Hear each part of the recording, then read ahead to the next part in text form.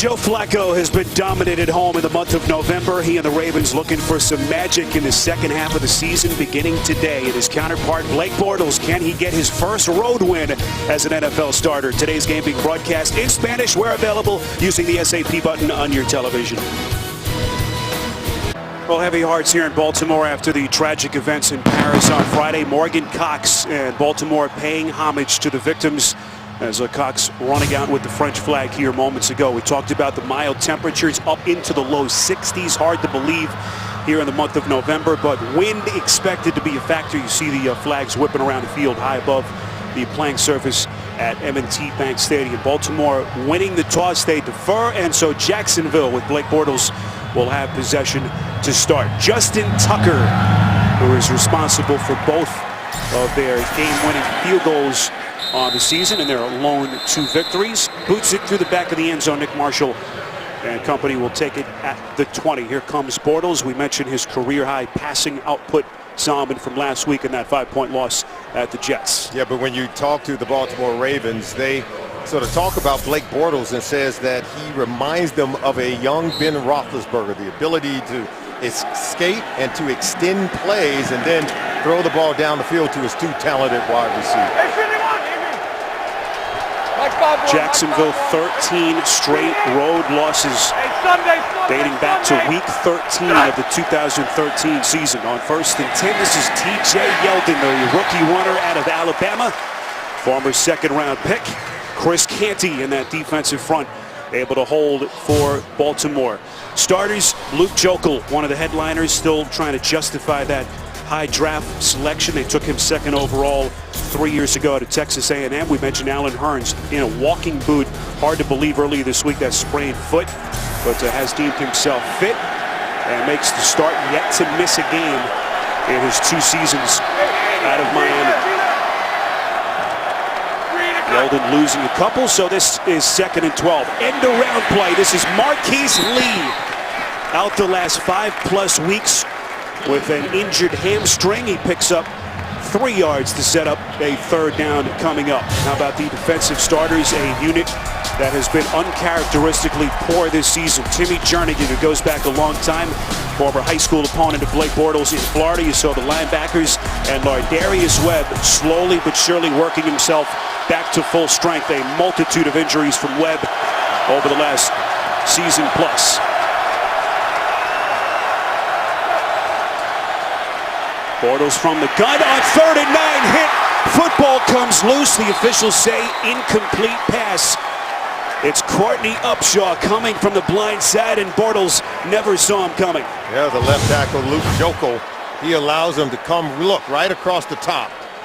Beating the left tackle. Jokel's got to do a better job of protecting his quarterback, and we see it coming in. The offensive line's got to protect Blake Bortles, and he has to protect the football. You allow your quarterback to get hit early in games, tend to lead to those critical errors later in games. Courtney Upshaw, who stepped into the spotlight after that opening day injury to Terrell Suggs. Only 3 career sacks entering this one today, able to be responsible for that incompletion. Brian Anger's punt, and a fair catch signaled by Jeremy Ross. So good field position for Joe Flacco after the 49-yard punt. Here he comes, the former Super Bowl MVP back in 2012. And Solomon, one thing about Flacco, he has been dominant in this stadium in the month of November, among the all-time best winning percentages going back to 1950. Well, he's always remained cool under pressure, and no season has tried Joe Flacco and his patience and his calm demeanor like the 2-6 season that they're off to in 2015. Flacco also very good after the bye week in his career, 6-1 after the bye over his first 7 seasons. Here he is after the play action on 1st and 10. Has his man up the seam, wide open, and an excellent start. He finds Nick Boyle, their 3rd-string tight end, 25 yards and a 1st down. Nick Boyle is lined up on the line of scrimmage, and it's just a nice route thrown here. And we talked about Flacco, his ability to drive the ball down the field. And this is just really good route running by Boyle, and what a throw to beat the coverage by Joe Flacco. I expect Flacco to have a big-time game here today. After the big 1st down play, this is Justin Forsett trying to recreate his season from a year ago. The first-time Pro Bowler, minimal pickup on first down. Jeremy Zuttah was a question mark, had to leave their game against San Diego a couple of weeks ago with the shoulder. Today playing in his 65th straight game, and Kamar Aiken steps into that spot vacated by the departed Steve Smith Sr. 2nd and 10, and a crossing route over the middle. That's Aiken right off his fingertips. And not a good start for Aiken, a guy that they will be relying on heavily second half of the year. He wins at the line of scrimmage against Dwayne Gratz. Look, you've got to be able to haul that in. You said Flacco had a big-time arm, but if you're a Kamar Aiken and they're expecting him to replace the production and become the #1 guy for Flacco replacing Steve Smith, he's got to make that play. Aiken, the third-year man, undrafted out of Central Florida. Entered the league undrafted with New England back in 2013. Flacco's third down pass incomplete. Miscommunication between he and Aiken on that play. Aiken, the only receiver Solomon in the vicinity. Yeah, but if you're Aiken, you have to understand the coverage. It's man-to-man coverage. Joe Flacco expecting him to break that off, but he continues to go deep. And so you can just see the receiver and quarterback completely out of sync early in the game. Flacco saying that Aiken had a great week of practice, but practice one thing, game day another. You have to think that Aiken is dealing with some nerves. And so he steps into the spotlight for really the first time in his career. Here's Sam Cook, a great 10th-year punter. Unparalleled in his directional punting, and a thing of beauty. It's something Cook does week in and week out. 38-yard punt, perfectly placed inside that 10-yard line. Back with you in Baltimore as we go downstairs, say hello to Chris Fisher. Thanks, Spiro. And speaking with Jaguars special teams coordinator Mike Mallory, he said this week they put in a lot of extra work. Gus Bradley believes that the key to the game will be special teams and field position. Mallory went on to say, we have to be able to counter Sam Cook's ability, as we just saw, to pin teams deep with directional punts. We need clean catches and to take care of the hidden yardage. Chris, already a factor in this game, the special teams that Mallory discussed. Bortles pass on 1st and 10, caught by Allen Robinson, but he is brought down right after the catch by Jimmy Smith, their 5th-year corner out of Colorado. Well, these are some talented receivers, but Jimmy Smith continues to heal and get better from that foot injury. This is just good, crisp, clean tackling. Something that they wanted to be able to refine and improve upon during the bye week. They really stressed, Dean Pease did, the coordinator of the Ravens, creating more turnovers by flying around, getting all 11 defenders to the ball. Solomon mentioned that foot injury, the Liz Frank injury that cost him the final 8 games of last season. Still working his way back to full strength as T.J. Yeldon is brought down by C.J. Mosley, their stud linebacker, and those two go back a very long time. Couple of kids out of Alabama, and also back to their high school days as well. Yeah, and as we get to a 3rd and 8 situation, the Jaguars backed up against their own goal line. We talked about Blake Bortles taking care of the football. You got to do it right here. You can still afford a turnover early in the ball game here on the road.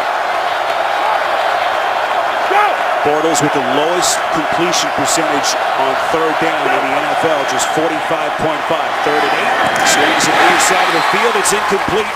Intended for the tight end Julius Thomas, who has yet to really find his Pro Bowl form from each of the last 2 years. You know, we talk about ball placement. Look, if this ball's on the front end of the tight end instead of behind Julius Thomas, he's going to catch. However, he's not beyond the 1st down marker. See, he had to turn around and try to catch it behind him.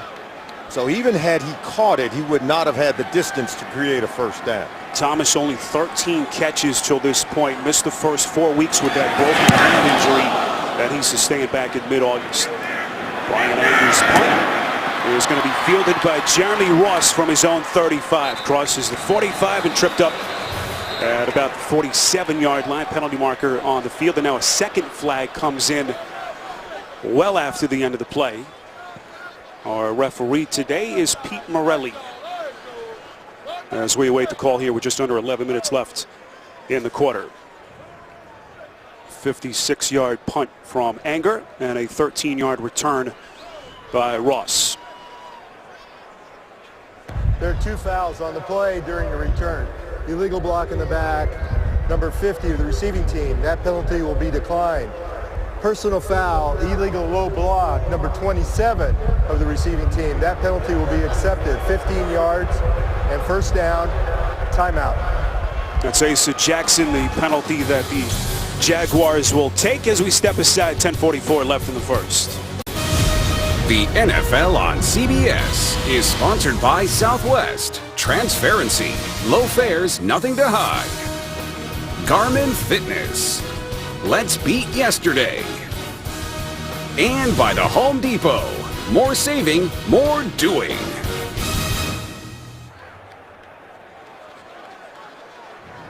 Zimbrata, Minnesota, hometown of Jacksonville head coach Gus Bradley, about an hour south of Minneapolis. As Baltimore begins their second drive, Buck Allen is brought down. Well, how'd you like to be Joe Flacco, a guy who has dealt with all kinds of adversity?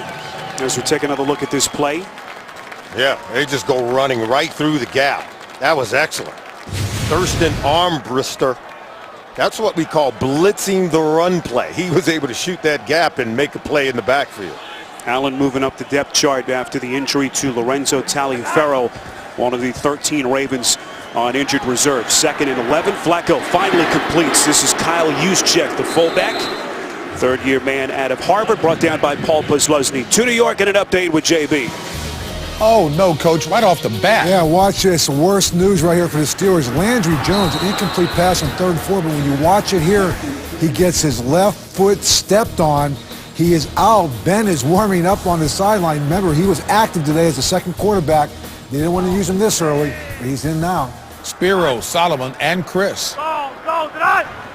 All kinds of injury concerns for the Steelers at the quarterback. 3rd and 5, first down catch and run by Kamar Aiken as he's brought down just shy of the 48, 10 yards and a Ravens first down. Well, they're blitzing. They're coming after Joe Flacco. And watch Aiken. Look at that's Kamar Aiken. He gets the push off. The officials don't see it. He's working against Dwayne Gratz. He's able to get separation at the top of the route and be available for his quarterback, Joe Flacco. 26th catch of the season for Aiken, sets up a 1st and 10. Flacco on play action, completes. Juszczyk inside Jacksonville territory, crosses the 45 down to the 42. 10 more yards and another Baltimore first down.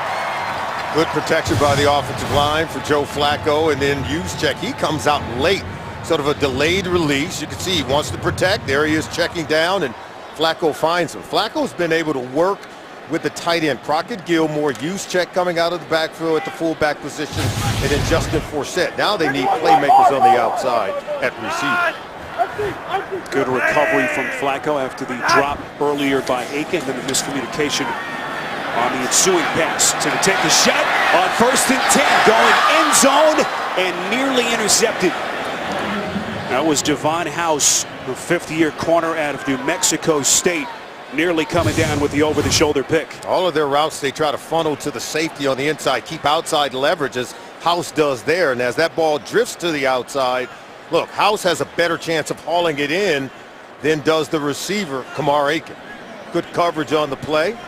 It's just the way they've been teaching these young defensive backs to play this technique taught by their head coach, Gus Bradley. 4th time that Aiken has been targeted till this point, just a catch for the 3rd-year wideout out of Central Florida.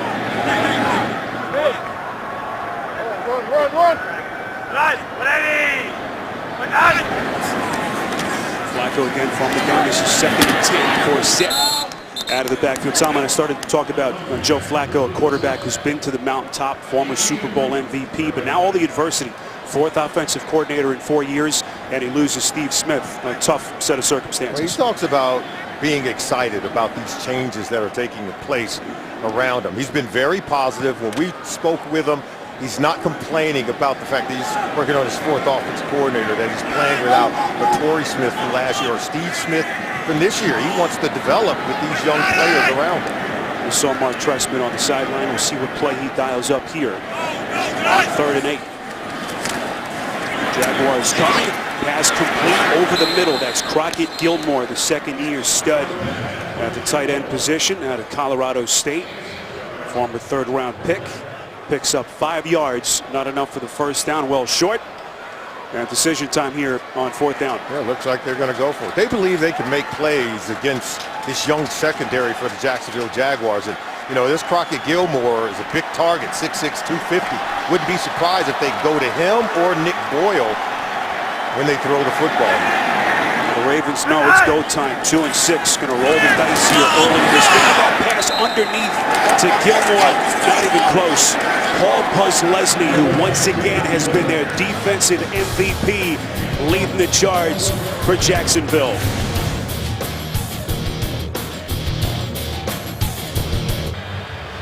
Blake Bortles and Jacksonville back onto the field. Their second offensive possession. Spiro Ditas, Alvin Wilcox, Chris Fisher.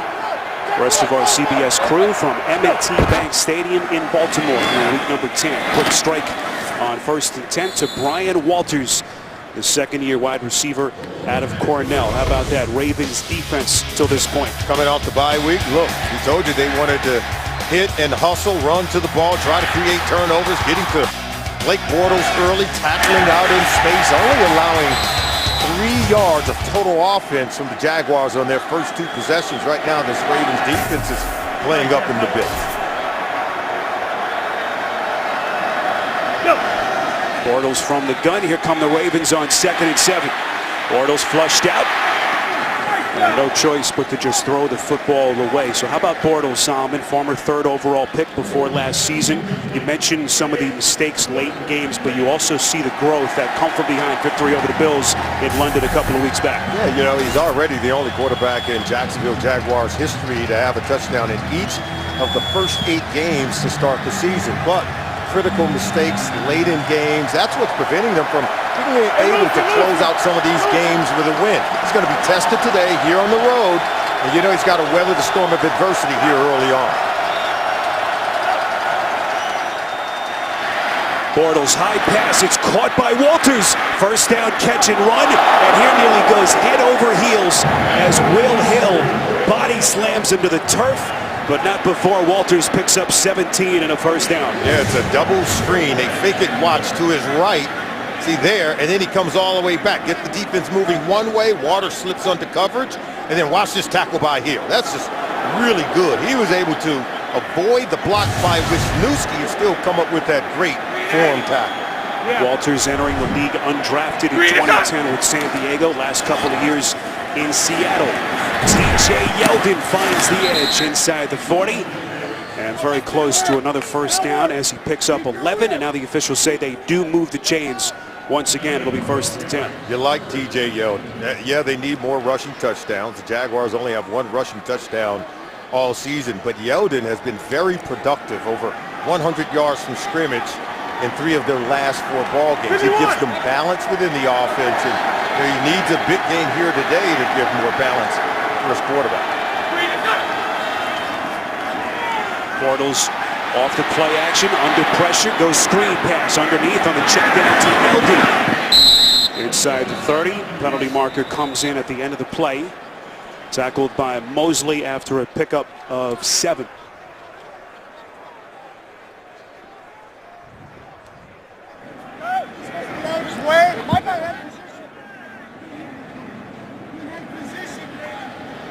Illegal contact, number 33, defense, 5-yard penalty, automatic, first down.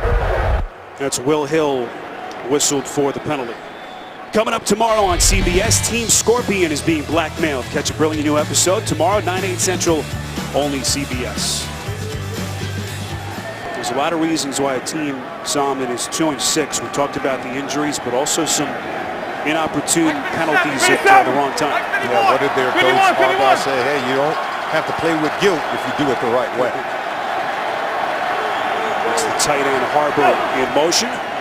1st and 10 after the penalty. Here comes Yeldon. You saw the graphic a moment ago. 2nd among all NFL rookies in both carries and rush yards. He's 3rd in scrimmage yards, approaching 600. What a future this kid has in front of him. He has a future. I think his quarterback, Blake Bortles, have a future. We're going to talk a lot today about Allen Robinson and Allen Hurns, the 2 second-year wide receivers for the Jacksonville Jaguars. They've got, I think, a nucleus of young, talented players that's still learning how to win, learning how to play each and every week in the NFL. Yeah. Go. Ravens showing blitz, now drop back into coverage. Bortles going to tuck it away and run it, showing the athleticism. Sliding close to the 10. You saw the penalty come in at the top of the screen. Another second flag, perhaps on a late hit. 14-yard rush on the scramble from Bortles, and now we await the call from Pete Morelli.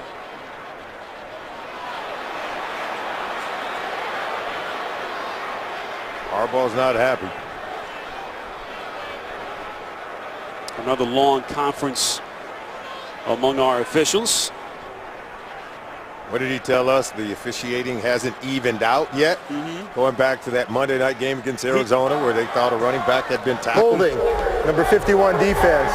5-yard penalty be added to the end of the run. Automatic first down. All right, so that potentially bigger penalty on the late hit.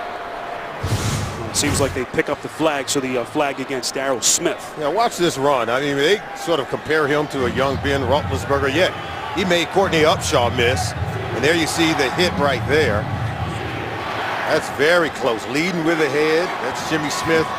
When the quarterback slides first, he goes with his feet first. You cannot lunge using your head or forearm to go to his head. In fact, you have to lay off. He has special protection. Bernard Robinson flanking Bortles. Here is Robinson, the former collegiate quarterback of Michigan. And he is brought down. Football comes loose. No signal yet. Elvis Dumerville. Now they whistle the play dead, as Dumerville was set to make the long stroll to the opposite end zone. That's nearly disastrous for the Jacksonville Jaguars. You know, maybe they called for progress. He should have kept it up inside right there. Tried to bounce it. He's hit. Now at some point they did. I heard a whistle there in the replay before the ball came out. So the whistle saved Bernard Robinson. You see Harbaugh holding that red challenge flag. It was Courtney Upshaw who knocked the football loose. But after the officials had whistled the play dead. 8th play of the drive. This is 2nd and goal. Bortles looking end zone. Near side. It's caught into the end zone is Hearns for the Jacksonville touchdown. The Jaguars opportunistic, taking advantage of the Baltimore penalties as they strike first. These young receivers now, they'll come out and compete. You've got to stick to them like Velcro because Hearns does a good job working against Jimmy Smith. Bottom of your screen there. Runs an option route. Is able to come back inside, get separation. Smith falls down on the play. We talked about him recovering from that foot injury, but there you see the separation in and around the goal line. And easy throw for Bortles, easy catch for Hearns. 7th consecutive game for Allen Hearns with a touchdown catch. The last NFLer to do that, Dez Bryant, back in 2012. Hard to believe Hearns was in a walking boot earlier this week with a sprained foot. Jacksonville in front, 7-0. The NFL on CBS is sponsored by K Jewelers. Every kiss begins with K. And by Bud Light. Make the right call. Drink responsibly. Jadianitis immortalized outside M&T Bank Stadium. As you see, Allen Hearns, first player with touchdown catch in 7 consecutive games since Dez Bryant did, as I mentioned, back in 2012. 13th career touchdown catch for Hearns. Salmon, you wonder how a kid like that went undrafted out of Miami. What a player he's become. Sometimes undrafted players become even better when they play with that chip on their shoulder, as Hearns has proven so far in his early career. This is Rasheem Mostert. In the back of the end zone, is going to play it. As the seam crosses the 30, still going. Up past the 40, and the kicker, Jason Myers, forced to make a tackle. 50 yards on the return from Mostert, and a short field for Flacco when we come back. Well, your weekend starts Thursday night as AFC South rivals get reacquainted. Tennessee and Jacksonville. Thursday night football only on NFL Network. And boy, just how crazy are things in the NFL. Jacksonville under Gus Bradley, 2-6. However, they win today, and they could end the weekend just a game behind Indianapolis at first place in that division. Hard to believe. Here's Flacco, pump faking on 1st and 10. That pass is caught right at the shoestrings by Justin Forsett and brought down by the second-year linebacker out of Florida State, Telvin Smith. Really surprised the Baltimore Ravens coming out, and they're doing a lot of passing with Joe Flacco, because we were told everything you read and heard about this football team, one of the things they wanted to work on during the bye week was getting the run game going again with Justin Forsett. Here they go with the I formation. Lincoln in motion on 2nd and 6. Here is Forsett, a career journeyman before last season, over 1,200 yards on the ground, more than doubled his previous mark, rewarded with a Pro Bowl selection and a contract extension. This year, Salmon, a little bit more of a struggle, though he's played well. Yeah, they've had some problems, I think, with the offensive lines, injuries, whether it's at center, at left tackle with Eugene Monroe. And let's face it, it's not has been productive running the football for the Ravens as they were 1 year ago. But when we talked to their guard, right guard Marshall Yanda, he said, we're getting back to it. We've got to get it going this week.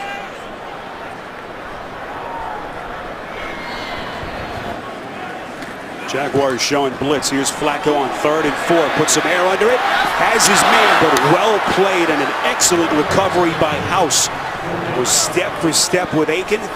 House, the man who nearly had a pick earlier in the quarter. House plays the technique perfectly. Watch how he stays on top. See right there? He gets his head around, finds the ball, and plays the ball well, comfortably, not interfering with the receiver, but he's able to get between the quarterback, the ball, and the intended receiver to make a play. House entered the day tied for 4th in the NFL with 12 passes defensed. Already has a couple in this opening quarter. This is Sam Cook on for his 2nd punt, and once again is able to place it inside that Jacksonville 36 yards on the punt from Cook. Coming up tonight, Scott Pelley reports from Paris on the terrorist attacks there, plus how the NFL is changing the game to better protect its players on 60 Minutes tonight on CBS. M&T Bank Stadium, Spiro Vita, Solomon Wilcots, Chris Fisher, our producer Ryan Galvin, Andy Goldberg, our director, and the rest of our fabulous crew in the truck here downtown Baltimore. We told you about what's at stake for Jacksonville, 2-6. Suffered a 5-point loss at the Jets last Sunday at MetLife Stadium. Their 3rd loss this season by just 1 possession. Here's Yeldon dancing across the 20 and tackled by a number of Raven defenders led by Mosley. A pickup of 6. What have you seen so far from Bortles? I see Blake Bortles growing up. You know, he's making plays. He's reading the defense and allowing his playmakers to make plays, but he's become a playmaker himself with a nice little 14-yard run right there, and then this touchdown strike. So he's gaining, I think, greater comfort as he's reading the defense. He's making good decisions with the football and allowing the playmakers around him to also make plays. It looked like Kendrick Lewis, safety for the Ravens, was hobbled at the end of that play. Stays on the field here on 2nd and 4. Here comes Bortles. Smack from the back. Elvis Dumerville plants him into the turf, and that'll take us to the end of the 1st quarter. 7-0 Jacksonville. We'll return to Baltimore after this. You're watching the NFL on CBS. That's a real live Raven. Back inside M&T Bank Stadium. Started the 2nd quarter with Jacksonville in front, 7-0. Our game summary till this point. You see Flacco and Bortles' numbers. Allen Hurns' 7th consecutive game with a receiving touchdown. But here, a critical 3rd and 9 to start the quarter. Bortles from the gun just out passes 16. Can this Ravens defense make a play? Play whistle dead right after the ball was snapped. Delay of game.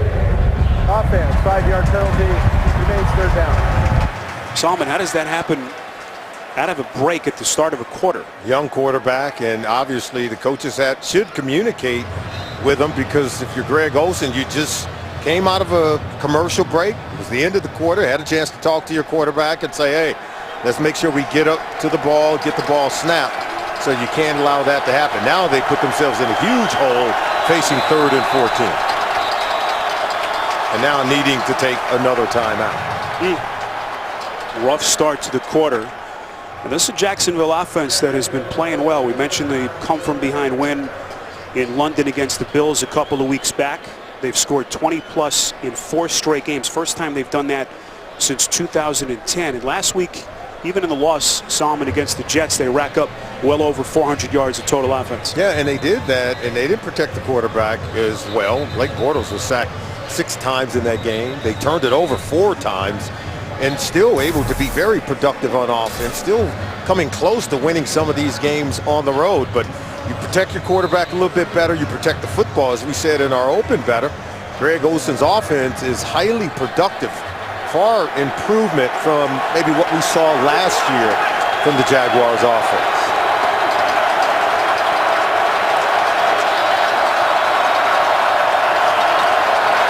Third and 14 after the penalty. Bortles, wobbling pass, batted up, nearly picked by Jimmy Smith. You saw it enter the shadows. It was coming wobbly through the air. That made it a little bit more difficult for Smith. Not sure if a defender maybe even distracted Smith from catching it. See right there, look, he jumps in. Hearns may have gotten a hand in there. But yeah, if Smith holds on to this one, he's going to return it for a touchdown. And Blake Bortles, he knows that he's got to be able to cut it loose, but still balance it out with trying to protect the football. Smith has a couple of interceptions on the season, including a pick 6 that he had back in week 1 against Peyton Manning and Denver. Here's Anger, the 4th-year punter out of Cal. Ravens are going to play it with Jeremy Russ. Crosses the 45 and forced out of bounds at around the 46. Another penalty marker comes in late. 56-yard punt from Anger and 15 on the return by Ross.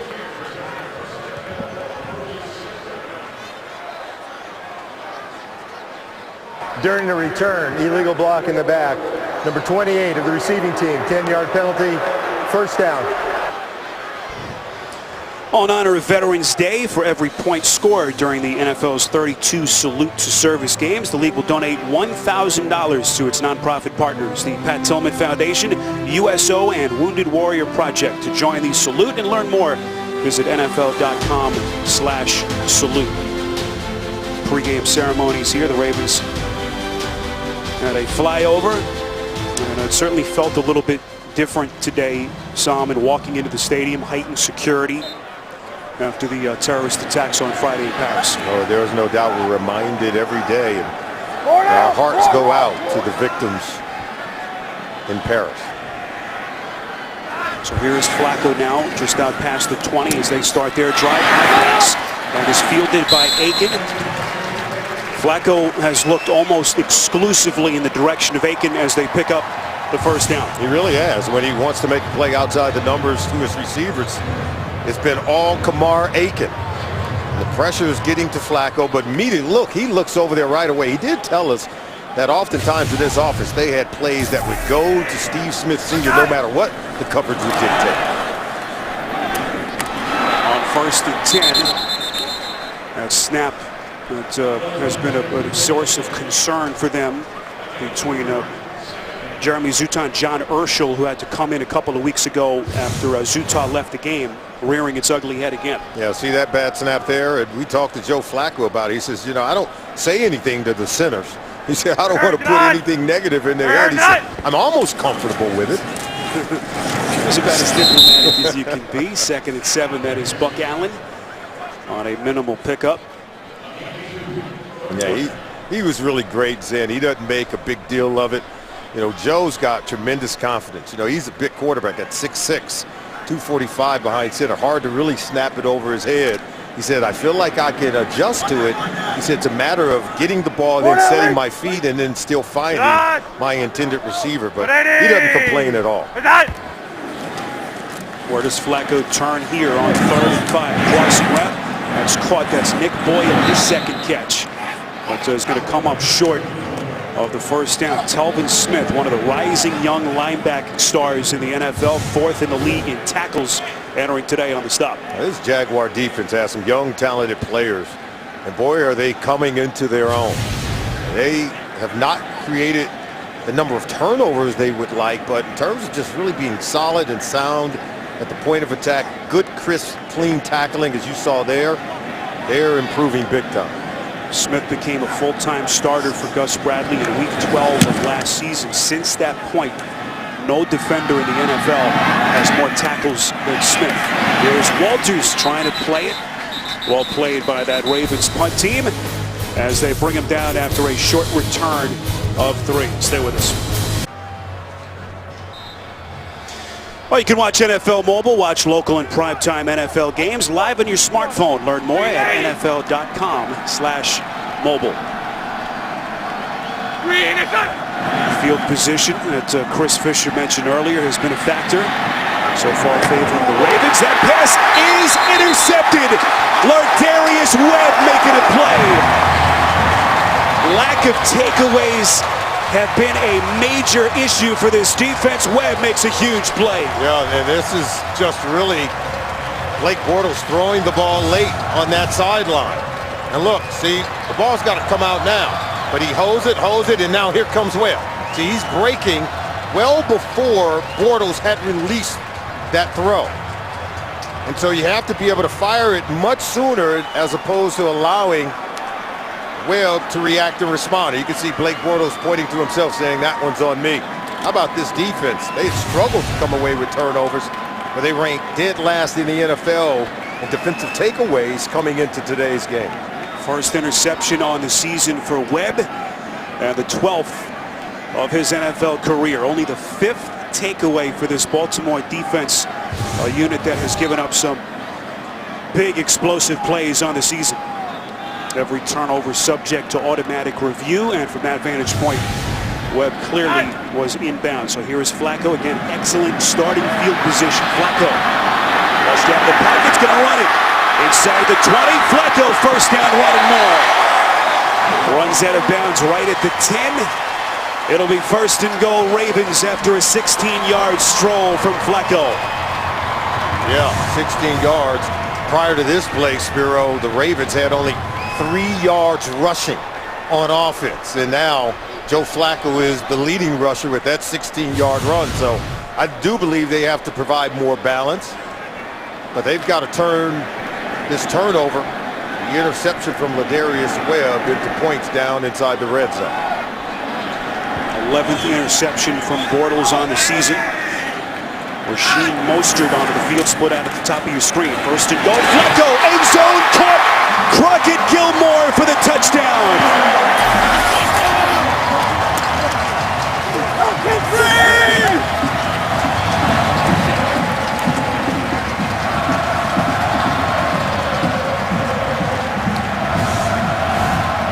Take a look here. He's working against 57. It's going to be the linebacker. It's going to be Thurston Armbrister. Can't stay with Crockett Gilmore. And he has been not only a red zone weapon, third down. Gilmore has done a really good job blossoming into a really good player, helping this quarterback, Joe Flacco.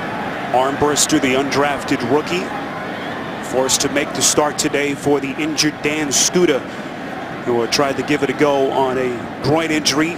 We had him working out here about 9:30 this morning, but Skuta unable to play, and Armbrister beaten in coverage as Joe Flacco with his 11th touchdown pass of the season and the 159th of his 8-year career.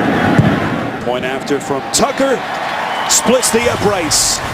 So the pick from Lardarius Webb setting the table for Flacco as he finds Crockett Gilmore for 6.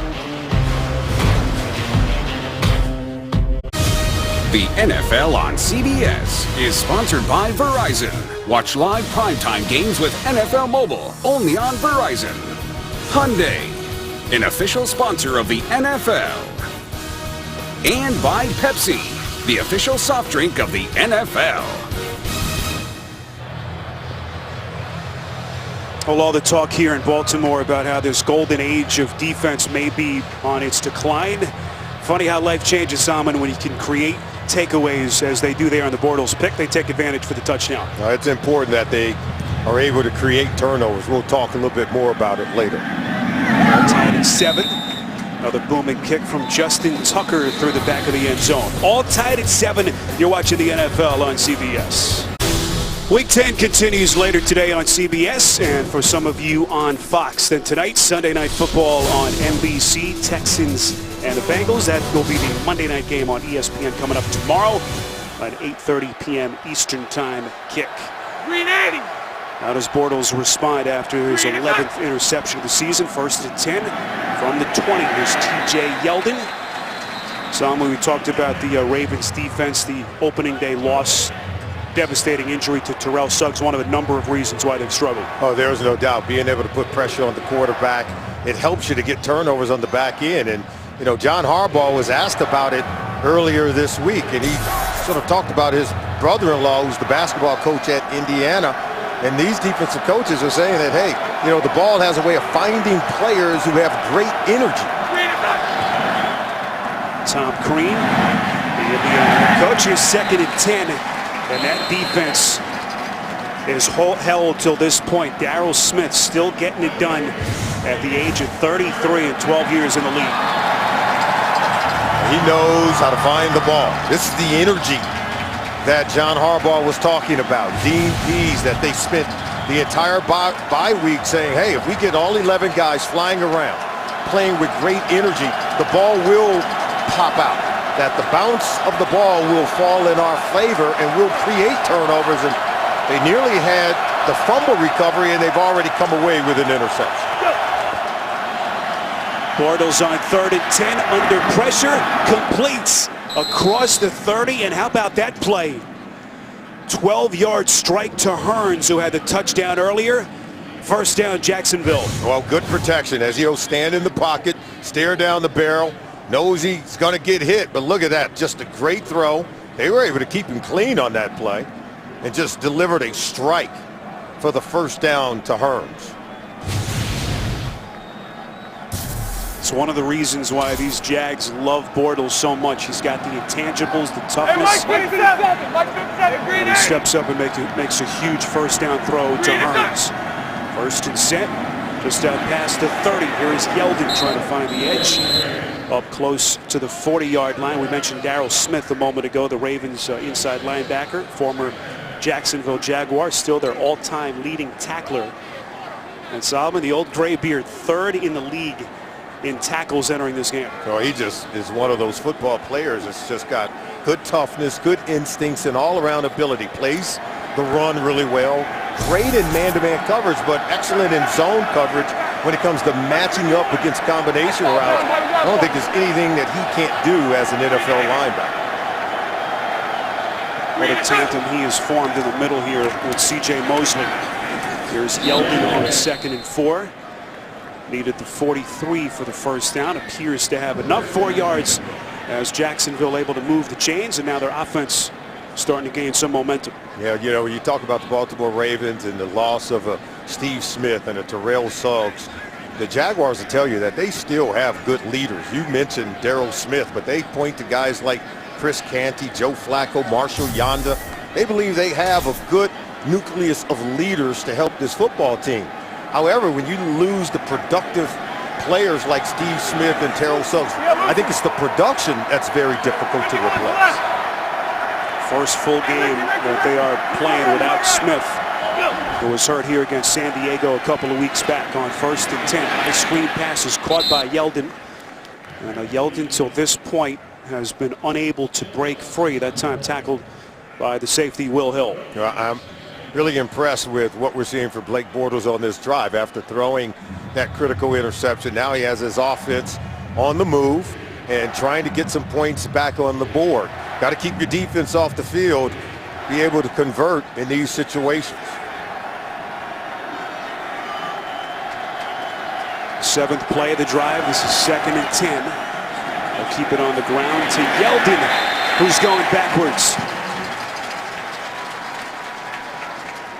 Kendrick Lewis leading the charge for the Ravens defense. Yeah, real critical that they needed to just be more productive on that 2nd down run. 2nd and 10, you lose yards. Now you force Bortles and this offensive line to try to protect and make a play on 3rd and long. This is what you want if you're the Baltimore Ravens. You can see yards per play. Jacksonville has not been great in that area today.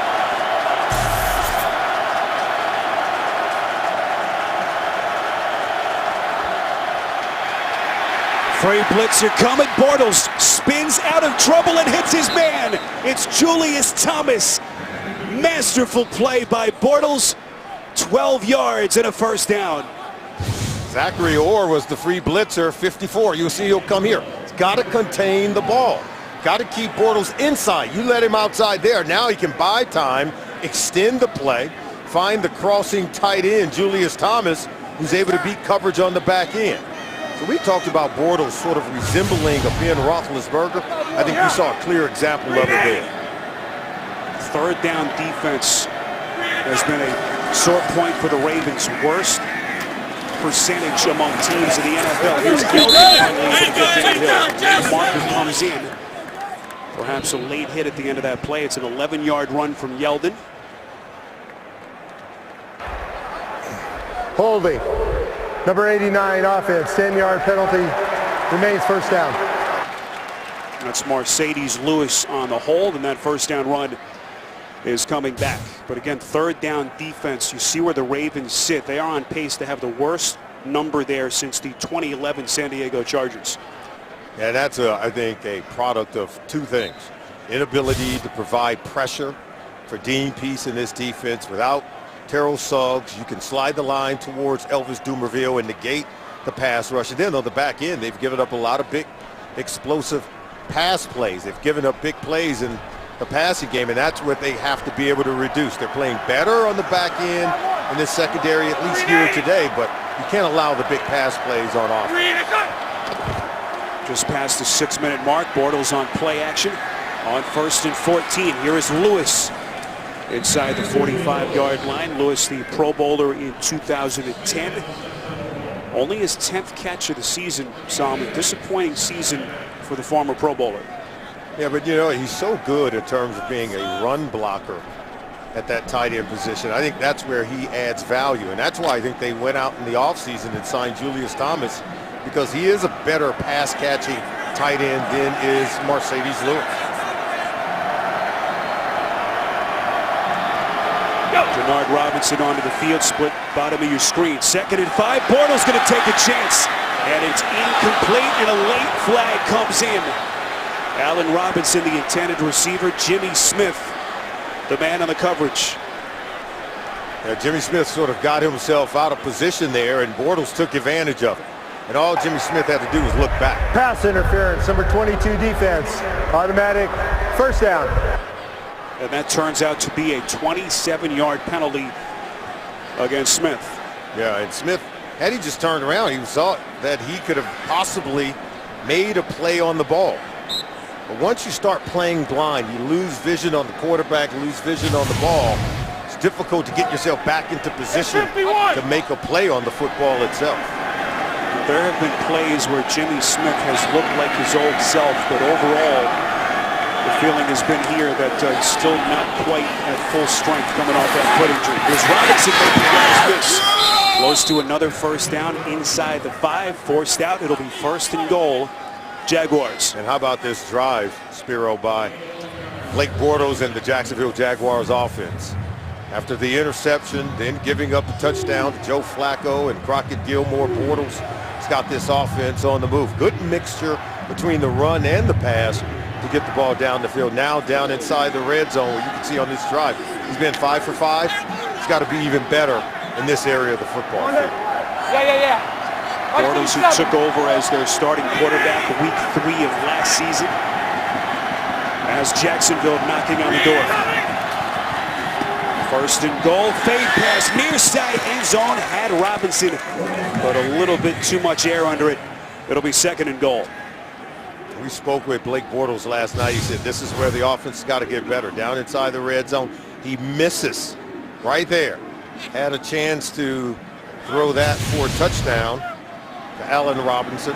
They were 0 for 2 down inside the red zone against the New York Jets 1 week ago. You can execute on a few more of those, you're going to come away a winner on the road. 3rd loss of the season. Jacksonville has suffered by just 1 possession. And that 5-point loss to the Jets.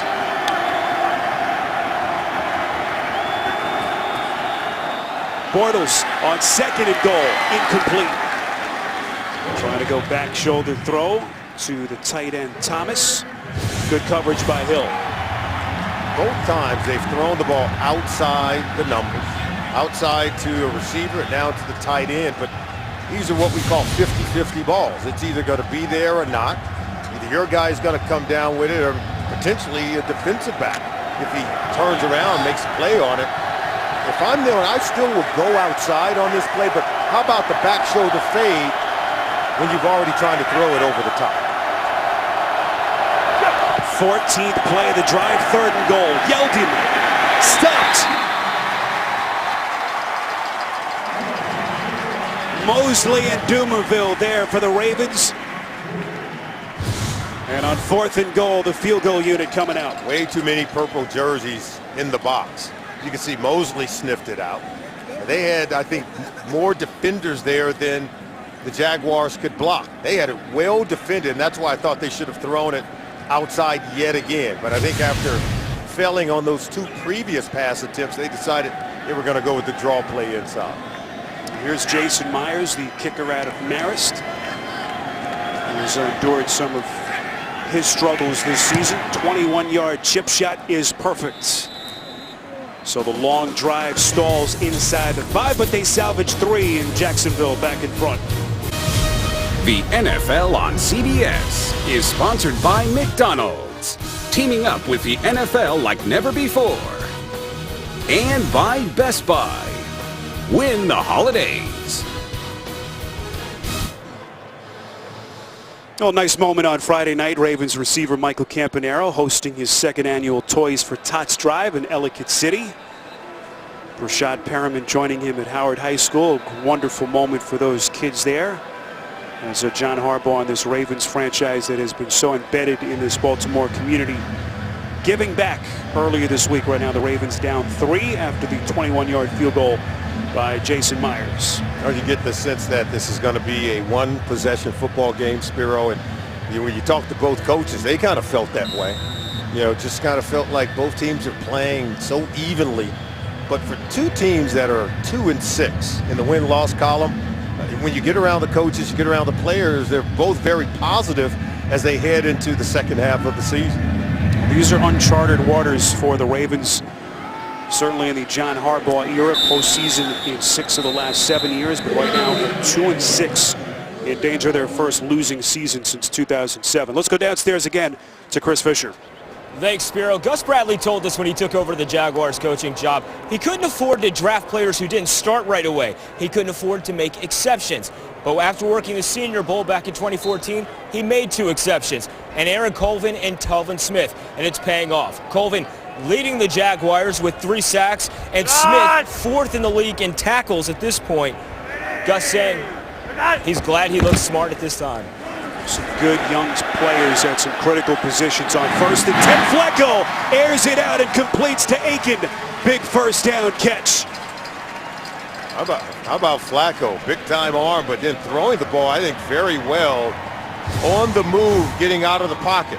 Look, he was rolling to his right. There's Aiken. He gets behind House and then in front of the safety.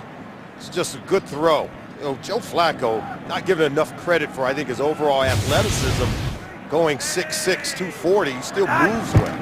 29 yards on the play. That one, boy, nearly jumped as Chris Gibbons makes a catch in his 4th appearance as a Raven. Back to New York and an update with James Brown. A tough Big Ben. Antonio Brown takes his 4-yard touchdown pass, and Ben Roethlisberger, who came in for an injured Landry Jones on the day, 13-17, 205 yards, 1 touchdown. They did convert to 2-point play. They lead 14-3 over Cleveland. Back to Spiro. Well, how many times have you seen Ben Roethlisberger in a reserve role? Still not at full strength with his injury, as Aiken makes another catch, that time working on Dwayne Grotz. Cleveland Browns should have known not to take Landry Jones out of the game. Exactly. You don't want to hurt him. Leave him in there. Joe Flacco, meantime, now with 7 straight completions, as Kamar Aiken, after a slow start, now 5 catches for over 60 yards. Clearly becoming the go-to guy for Joe Flacco and starting to live up to the opportunity given to him. Wondered if the Ravens would recommit to their rushing game. They certainly talked about it during the bye, but not so far. No, only 5 rushing attempts so far in this game. The longest run is by the quarterback. Flacco on a crossing route over the middle. That's Chris Givens, one of their newest targets. Inside the 30, picks up 10, and a Ravens first down. They certainly are doing their best, Bureau, to try to get something going between Joe Flacco and these wide receivers. Kamar Aiken already 5 catches, and then trying to get Chris Givens going in the offense. And Joe Flacco has huge promise for Givens. He's got the speed to stretch the field. Givens, the former 4th-round pick of the Rams, led St. Louis as a rookie in receiving yards a couple of years back. That pass is incomplete off of Givens' fingertips.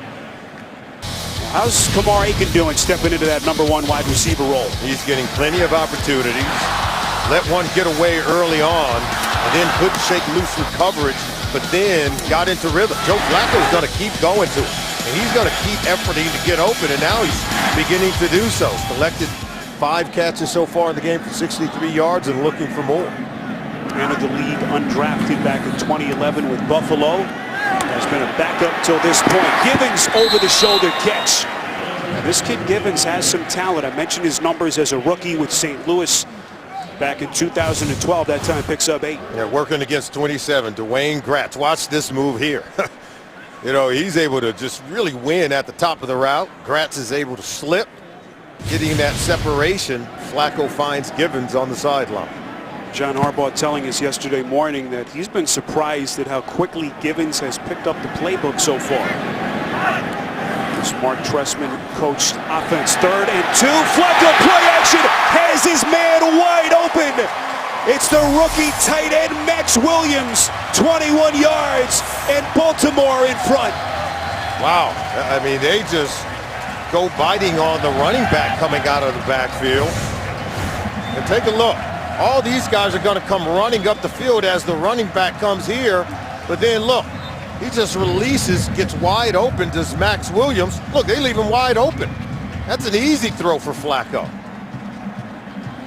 You have to have your eyes in the right place. Cover the in man on the line of scrimmage as opposed to having your eyes in the backfield. First career touchdown reception for Williams, the 2nd-round pick out of Minnesota. And only his 13th reception all season. Flacco completing 10 of his last 11 attempts, drives him 80 yards in just over 2 minutes. Coming up, the Verizon halftime report. We'll send you to New York. The guys standing by, JB, Tony, Bart Boomer, and Coach Cowher. All the latest scores and highlights, plus a preview of Thursday Night Football coming up later this week, only on NFL Network. It's all next on the Verizon halftime report.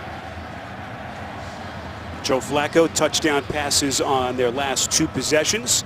Saw him at both to the tight ends. Yeah, Crockett Gilmore on the previous possession, and that time the Jaguars leave the rookie Max Williams wide open in their secondary. You know, this Jaguar secondary, they allow you to make some plays. I thought Flacco would be able to put up some numbers here. Jaguars come in having allowed 14 touchdown passes coming in to today's game. A kick from Tucker through the end zone. And so Blake Bortles will have it from the 20. We'll see how he deals with a little bit more adversity now with Jacksonville down 4. And you've got to be able to work the clock here. If you're the Jaguars, you got yourself a couple of timeouts. And obviously, you don't want to take any chances with the football early here, but go ahead and take some shots. Jimmy Smith has been struggling in coverage. You feel like you could maybe even take advantage of Sharice Wright at the top of the screen, who's given up some big plays so far this year. 4 wide receivers for Bortles on 1st and 10. Airs it out near side. Nearly a leaping catch, and what a grab that would have been from Robinson. Injured Raven, who was on the coverage, is Jimmy Smith. You see him kind of clutching at his abdomen area. Good play here by Jimmy Smith. He's a battler. Look at, he gets his hands up on the ball, able to pry it loose from Robinson. Excellent and well defended on the play. Jimmy Smith spending a couple of seconds on the sideline, now will come back onto the field, so he will not miss a play. You see Robinson coming down right into the stomach area of Smith. Yeah, could have had the wind knocked out of him. That's painful. Had it happened before, but he was able to shake it off. Now he's back on the field. Kyle Arrington was on the field during the break, but Smith waves him off and comes right back. Bortles from the gun. This is 2nd and 10. Over the middle, threw it behind his receiver, intended for Thomas. As Bortles just missed it. Hey, he threw it behind him. Got to time that one up better. So far this drive is not getting off to the start that Bortles would have hoped. See right there, he had him open in the underneath coverage. Now to be able to put it out in front of him. Now they're facing 3rd and long. See if they can take a shot outside again. They're trying to challenge these Ravens cornerbacks who are locked up in press man-to-man coverage.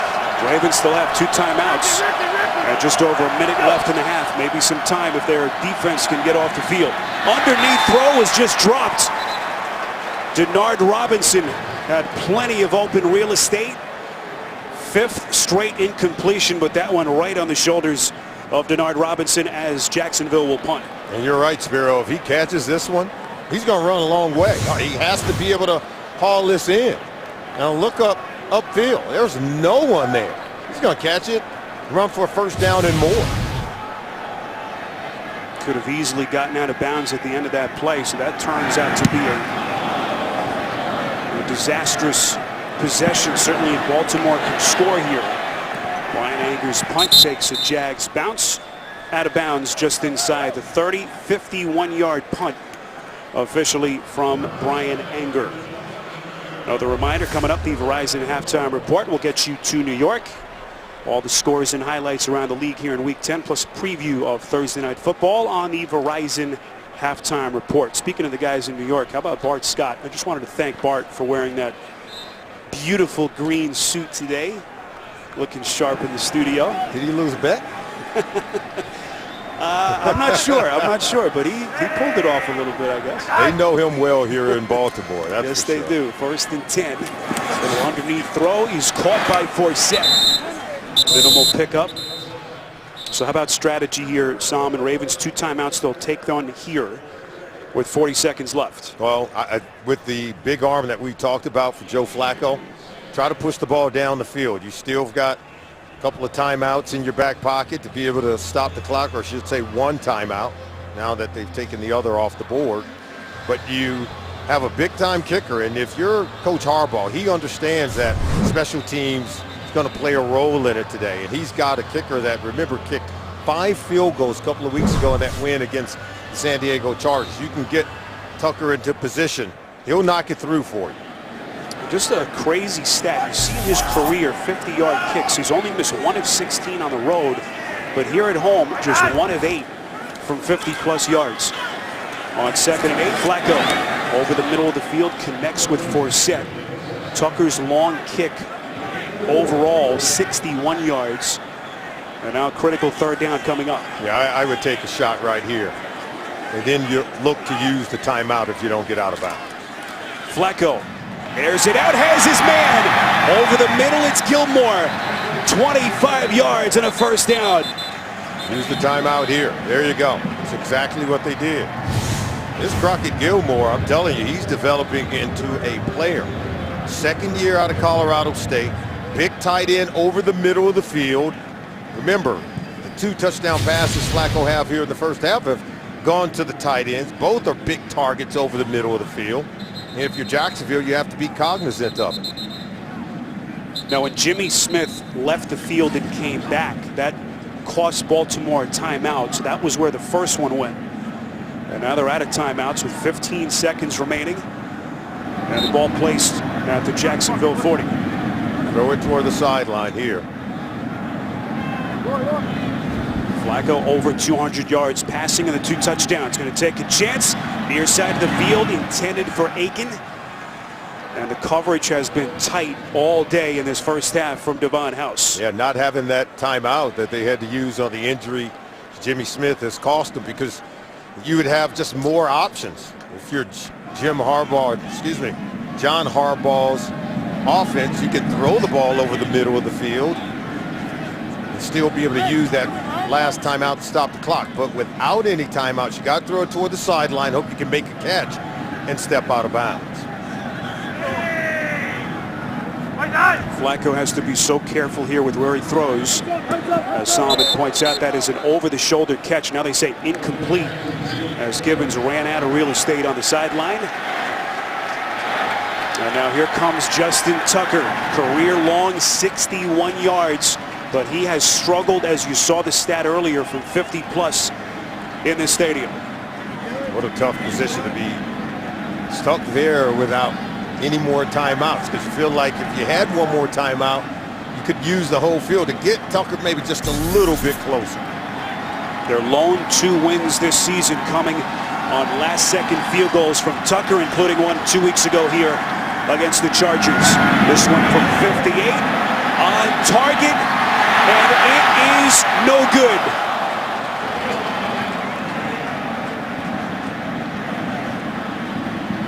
What a leg.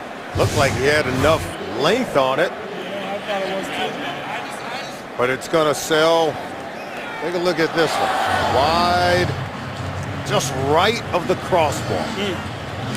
And the reaction breaking the heart from of his Chad head Harbaugh. Right. We go downstairs to Chris Fisher.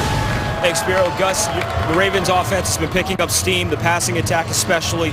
How does your offense need to pick up steam in the second half, and how do you get pressure on Well, Joe Flacco? same thing. I think it's a big field position game. They did a good job in the first half. I thought our defense, other than that one long drive they had, has done a fairly good job. But we just got to take advantage of the situations they have, get some sustained drives, and come out with points. Good luck in the second half. Thank you.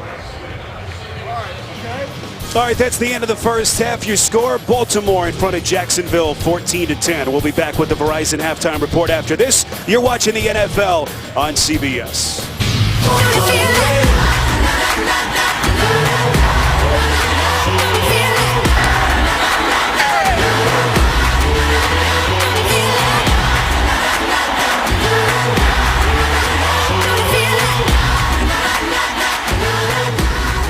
M&T Bank Stadium, downtown Baltimore, as we get ready for the start of the second half. Ravens in front of the Jaguars, 14-10. Time now to take a look at who you're loving, presented by McDonald's Game Time Goal. Joe Flacco to Max Williams' first career touchdown catch for the rookie, and that gave the Ravens their first lead. That's where we sit right now, 14-10. Spiro Solomon, Will Kotz will hear from Chris Fisher in just a couple of moments.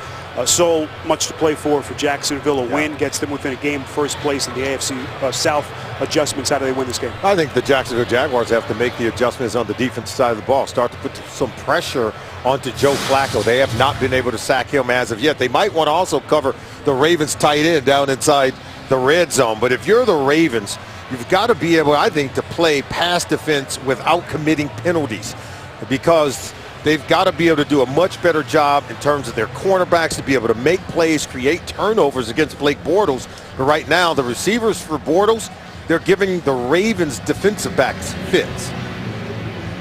Well, it's been a new day here with this Ravens defense that has been so great for so long. A struggle this season, critical penalties in the first half, as Solomon mentioned. How does this one end here? Jacksonville 2-6. A loss at the Jets last week, their third loss this season by just one possession. But we told you earlier, as crazy as it sounds, they are one win away today from getting within a game of first place in the AFC South. The Colts are idle today as Joe Flacco comes back onto the field. Flacco, the former Super Bowl MVP. As we go downstairs to Chris Fisher. Thanks, Spiro. And talking with John Harbaugh as he came onto the field, he told me he liked the way that the game was developing with their passing attack with the first half. That's why you only saw 5 rushes. Here in the second half, he's looking for a little more equality with the passing and rushing attack. Defensively, they like the pressure they're getting on Blake Bortles, and they need to keep the man coverage pressure on the Jags wideouts. All right, Chris. It's Williams, the man in motion on 1st and 10. Flacco, high pass is deflected and intercepted. Devon House. It falls right in his breadbasket. Kamar Aiken, who had the early drop, and a huge play by the defense. And it looks like Aiken is the injured Raven. First turnover committed by the Ravens. This interception's hand-delivered by Aiken. See, first, got to make that catch. He keeps it alive. You can see it's bobbled. Goes right in the hands of House. But Aiken also took a shot on this play by one of the defensive backs. I think that's Lusney right there, putting the hit on Kamar Aiken, and that's why he's laying down injured on the play. But this is the defense for Jacksonville making a big-time play, coming away with the interception. Well, Devon House, who has been so good for them in the secondary, making the play. But now all eyes on Aiken, who took such a hard hit after that play by Lesney.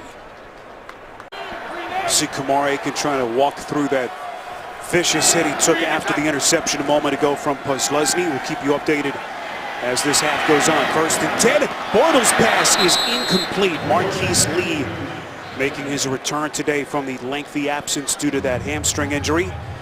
A missed opportunity for Jacksonville. Blake Bortles been holding on to the football a little bit, and trying to give his receivers an opportunity to get open. You'll see Lee, he'll come open over the middle of the field, wide open. Look at this one. Hit him right in the hands, he puts it on the ground. It's a right knee sprain for Aiken. His return is questionable. 2nd and 10, play action. Bortles kind of stumbling back. And no play but to throw it out of bounds.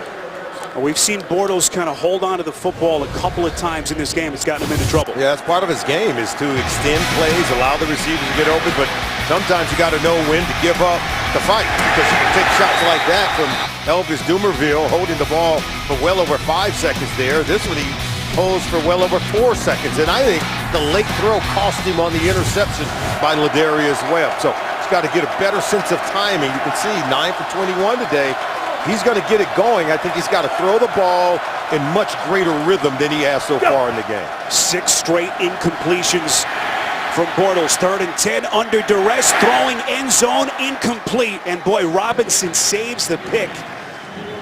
Jimmy Smith was nearly going to come down with the interception. Allen Robinson playing defense. Well, we talk about Bortles finding the receivers, getting guys open. Watch this. You've got to see this, because he's wide open. You've got to go ahead and make that throw. Look at this. That's Mercedes Lewis, wide open. Bortles never sees him. So Bortles and their offense unable to capitalize on the Flacco pick. And here's Jason Myers, who hit from 21 earlier.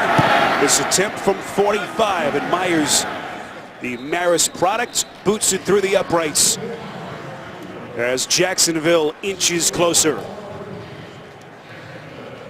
They live to tell about it, because this one's nearly intercepted. We talk about just throwing the ball up for grabs. That was one of those moments. Robinson was able to save that ball from being intercepted by Jimmy Smith. But all Bortles had to do, Spiro, was look over to his right, and Lewis is wide open, would have had himself a touchdown. He's had moments, Bortles has had, where you've seen the growth, you've seen the progress, but by his own admission, he still has those instances where he makes the mistake and looks like a kid who's a second-year starting quarterback. These are the growing pains you have with young quarterbacks. He's got young players surrounding him at the wide receiver position, the running back position. You can see Jimmy Smith saying, oh yeah, I should have had that one. Jimmy's had his hands on a couple of passes thrown from Blake Bortles today. That's right, nearly had an interception back in the first half. Well, trying to refine his form. What a skill level that Jimmy Smith has, 5 years into the league. Former Colorado Buffalo, who Solomon knows very well. That kick is fielded back at the end zone by Mostert, and they will have it from the 20. Tonight, Scott Pelley reports from Paris on the terrorist attacks, plus how the NFL is changing the game to better protect the players on 60 Minutes tonight. M&T Bank Stadium, better than 70,000 for this Week 10 AFC battle. Teams at 2-6. Ravens beginning the second half of their season after the bye. And Jacksonville just 1 win away from moving to within a game of first in their division. Kamar Aiken, the good news, is back onto the field. They called it a minor knee sprain. He's a guy that they can ill afford to lose now in the absence of Steve Smith. 3rd year out of Central Florida. A lot of these young players now who are getting these opportunities, they talk about next man up. With all the injuries the Ravens have had, they need several men to be the next man up. Smith, a guy who is really irreplaceable in terms of production, the emotional lift that he's given his team. That's Nick Boyle nearly leapfrogging the defender. Paul Leslie makes the tackle. As Boyle showing you some of his hops, picks up 7. He gets a pop right there from Leslie. And if he stays on the ground, I think he maintains power. I still believe that when you stay on the ground, you have power. You can get, I think, even closer to that first down marker. He came up a yard shy. Boyle entered the day with just 11 catches. He's got 3 already. Third and 1, pitch play for set, wide open. So much room in front of him, runs for the first down, points to the sky after a 16-yard run. Oh, they sort of fake the reverse. You'll see number 10, Ross comes around, and most of the defense goes with Ross, and they leave Forsett to the other side of the formation. Chris Fisher told us that Coach Harbaugh wants to begin to run the ball a little bit more here in the second half after throwing a number of times in the first half with Joe Flacco. Quarterback comparison till this point. Flacco, play action, didn't fool the defense, and just throws it incomplete.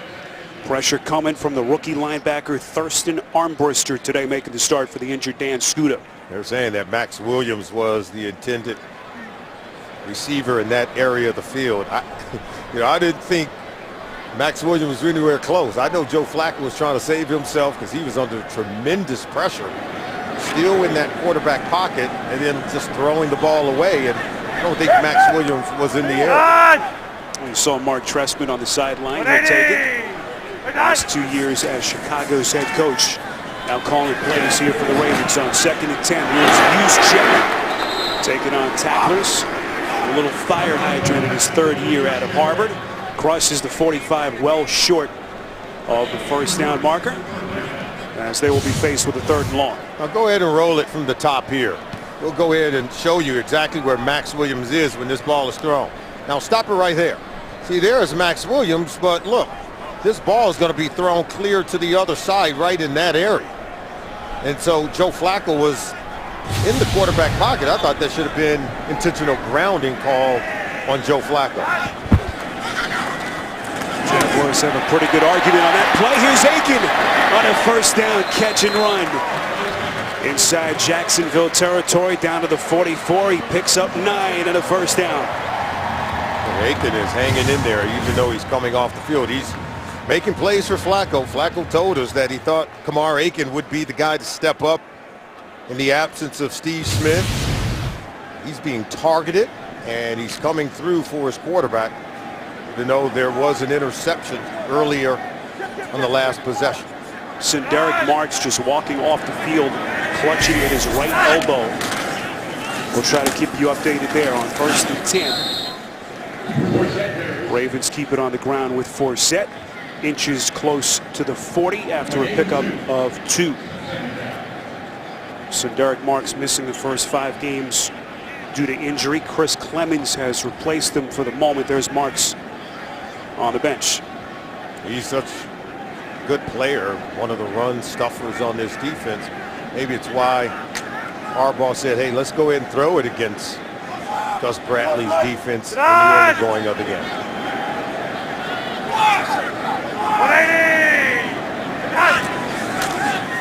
2nd and 8. Play action from Flacco. Slings it far side of the field, and it is intercepted. 2nd pick for House.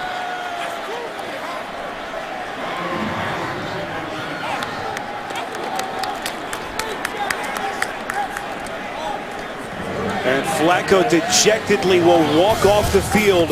2nd interception by the 5th-year corner out of New Mexico State, Devon House. The NFL on CBS is sponsored by Southwest. Transparency, low fares, nothing to hide. Pizza Hut's Triple Treat Box. Make any night a holiday. And by Acura, the leading automotive brand in safety performance. One interesting statistical note, Jacksonville had just 3 interceptions all season entering this game, all 3 by the linebackers. Today, Devon House, the corner, with 2 picks against Joe Flacco. 1st and 10, Bortles just outside his end zone. Goes underneath to Yeldon and a late hit. And now here comes the flag from multiple directions. Kendrick Lewis came in late. Personal foul, unnecessary roughness, late hit, number 23, defense. 15-yard penalty, automatic first down. Yeah, that's for player safety there. If you're Lewis, you've got to hold up on that play. Yeldon's down as soon as he makes contact with the ground. You just have to be able to pull up in that instance. John Harbaugh has been frustrated by the officiating, as we touched on in the first half. He's been as diplomatic as he could be. But in that sequence, even Harbaugh can't put the blame on anyone but his player. 1st and 10, quick strike, Bortles. This is Robinson. Crosses the 34, brought down at the 35. Robinson quiet, but biggest play he's made till this point, that interception-saving play against Jimmy Smith on the last drive. Oh, this defense for Jacksonville, they've stood up good because they've gotten interceptions against Flacco on the Ravens' last 2 possessions. Both interceptions coming from House, and they're getting the ball back for their offense in Blake Bortles. As you can see so far, those 2 second-year wideouts have been held in check. 2nd and 3. This Baltimore defense holding steady as they will force Jacksonville into another 3rd down coming up. Oh, Timmy Jernigan, he just came crashing through that offensive line. What a play by him to turn back the run game, forced the 3rd and 2. This is where I think the Jaguars' offensive line can be better. I mean, they can just be better at converting a 3rd and short by running the football and not having to put it all on their young quarterback, Blake Bortles, here on the road to convert a 3rd and 2 situation by throwing the football.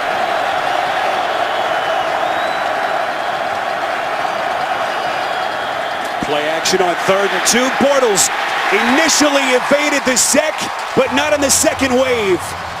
Brandon Williams getting there first. Lardarius Webb was right behind him. Oh, they just do a really good job of, look, crashing in, and then you'll see Webb coming in also off that same side.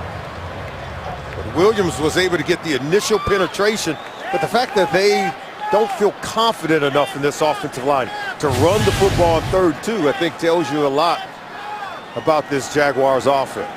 Pass protection has been such an issue. They allowed 6 sacks against the Jets last week, 2nd today. A team that gave up 71 sacks as a team last season. Here's Ross, finds the seam.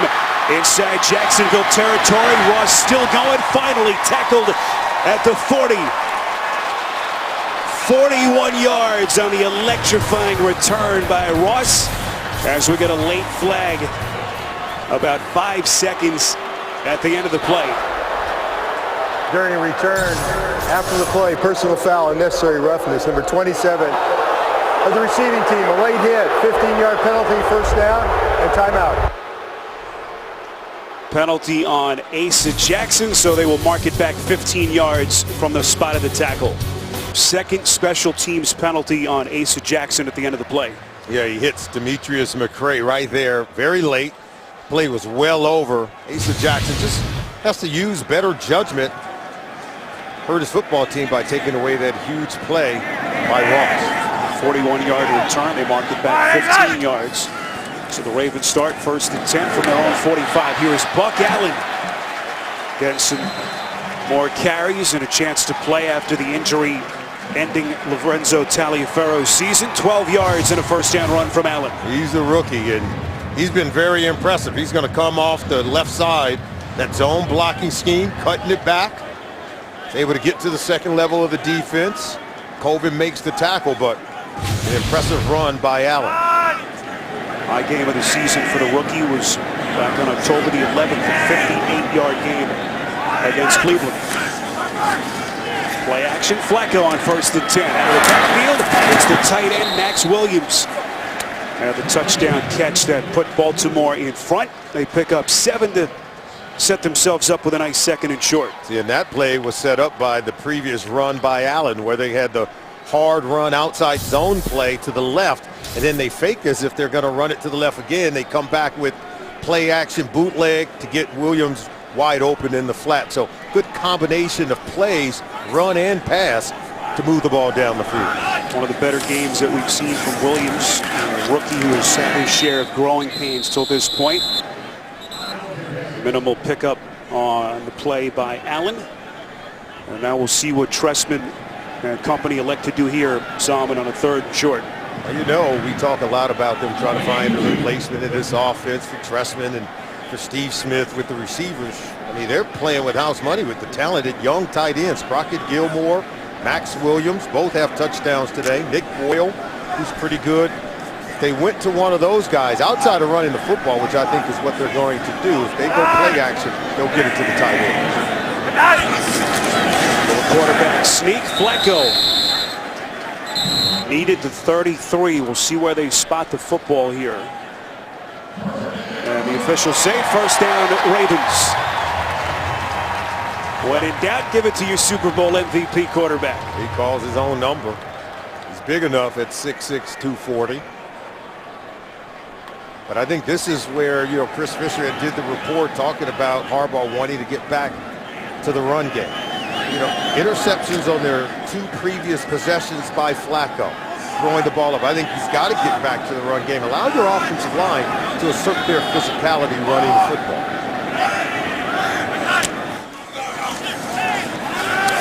Play action on 1st down. Flacco under pressure, sacked. Football comes loose. Jacksonville has it. Tyson Alu falling on the football as the Ravens turn it over for a 2nd straight possession. Make it 3rd straight.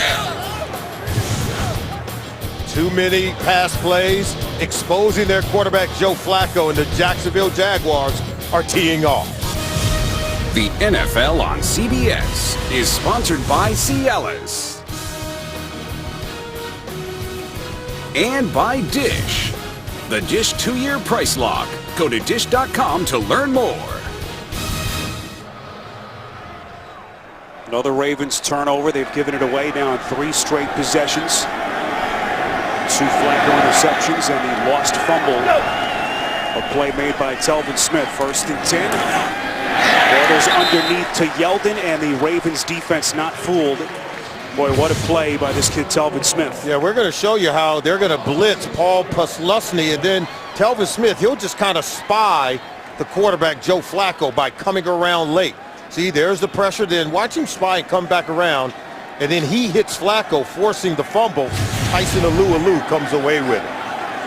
Hard to believe Smith was a 5th-round pick in the NFL draft last season. Jaguars lost 6. The pass is deflected at the line of scrimmage. It was Courtney Upshaw who got a hand on it. And as much as the offense has struggled, Solomon, this defense has played very well. Yeah, the defense is getting off the field. Now they've got to pitch a 3 and out by either coming away with a big-time turnover here for John Harbaugh on 3rd and 16. Right now, if I'm coach, I'm talking to my offense, and I'm talking to Mark Tressman, my offense coordinator, saying, we've got to get back to running the football. We're playing with the lead. It's a great point. We'll see what Jacksonville does here on 3rd and 16. Over the middle goes Bortles. It is caught. What a play by Allen Hurns for the 1st down. 18 yards as they move the chains. Big-time protection and a big-time throw to Hurns. Catching that ball right in front of the safety, Lewis. It was excellent protection for Bortles. And how about Hurns going into the teeth of the defense, right in the middle of that coverage, to come away with the ball. Playing on that sprained foot. And Hurns now in motion after the 18-yard 1st down catch. Yeldon trying to find daylight. He does. Crosses the 35, close to the 30. One of the few times he's had some breathing room against that defensive front. 16 yards and a 1st down. This is run by Yeldon. Kind of reminds you of Le'Veon Bell. Look at the patience. Just able to kind of work his way back to the backside. Great vision, great anticipation. Just, you know, wasn't too much in a hurry to get to the front side of that play, kind of sensing the linebackers would overrun it, and he was able to set them up at the second level and have a huge gain on that play. Tyson Alu recovering the fumble to give Bortles and company the short field. 1st and 10 from just outside the 31. Bortles from the gun, off the seam, caught by Hearns. Continues to take punishment, but he keeps making catches. And Bortles keeps giving him opportunities. Look at Bortles. He's coming alive here in this quarter. You give him protection, he'll make these kind of throws. That's why there's so much promise. When you put the tape on, you look at Blake Bortles and watch all the plays that he's now making as a young second-year quarterback. He's growing up before our eyes. You see Hearns being looked at on the sideline. It was Sharice Wright who made the hard hit. Gus Bradley telling us that despite his 23 years of age, Hearns has become kind of the quasi-vet in that wide receivers room for Jacksonville. 1st and goal, Bortles, end zone, incomplete. Robinson covered tightly on the play by Webb, who had the earlier interception. They're protecting their quarterback, and so he's going to keep giving these receivers opportunities to make plays. Webb was in coverage. Robinson believes he was interfered with. Well, what more can you say about Hearns? He's going to try to grit his way through the pain as Joe Flacco helplessly looks on. They're not afraid to have the wide receiver screen, allow those guys to run it in on the perimeter if you don't match up. 2nd and 6, draw play. This is Yeldon inside the 10 and brought down by a host of Raven defenders after a pickup of 2. Well defended by the Baltimore Ravens defense. Now on 3rd and goal, I think you've got to be able to match up. And I would even double number 88, Allen Hearns. He's the guy that they seem to want to get the ball to in the bubble screen. He was able to score a touchdown in the 1st quarter because he caught it underneath the cover. Hearns lines up in the slot. Right side of your screen.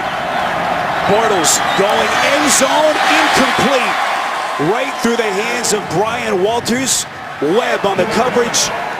And on 4th down, Gus Bradley will send out his kicker, Jason Myers. They had the matchup they wanted. Hearns coming here against number 33, Will Hill. Now watch, he'll come open. See right there, he's open.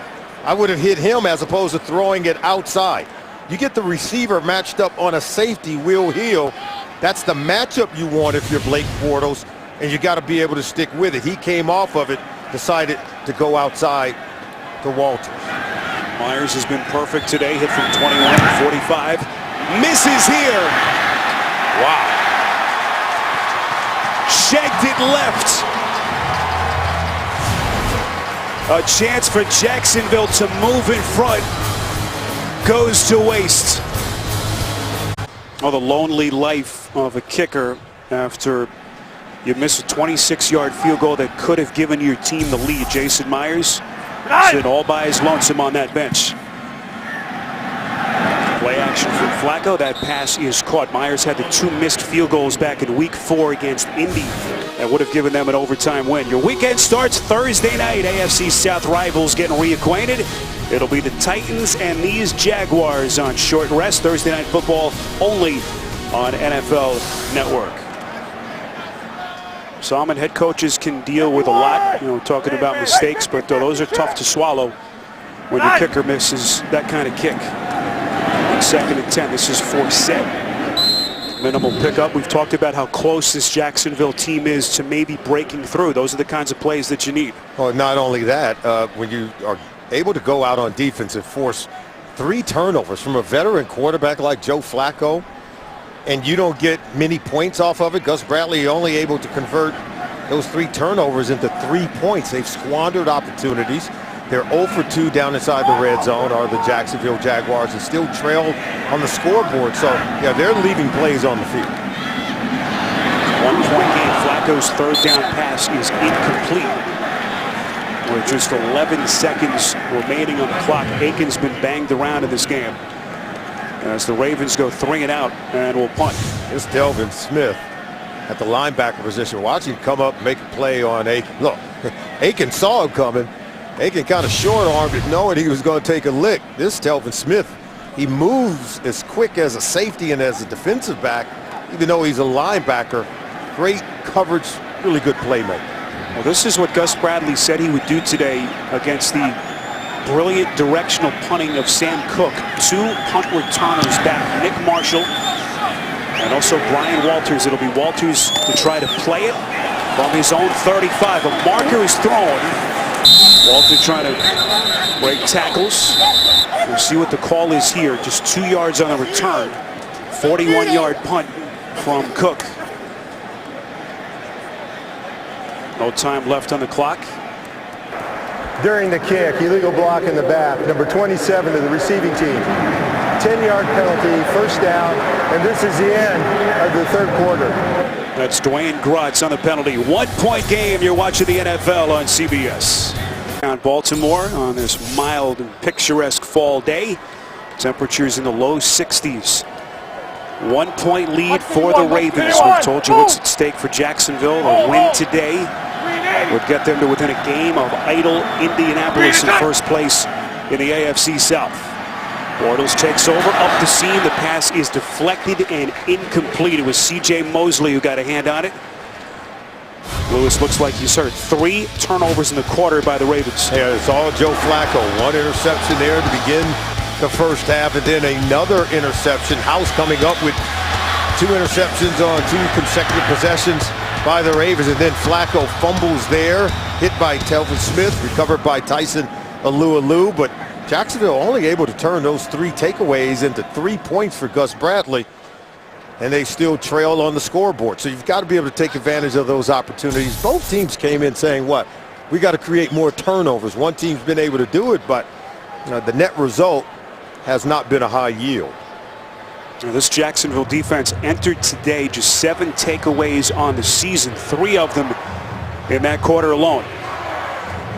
All the talk about Blake Bortles and the growth that he has shown in year 2.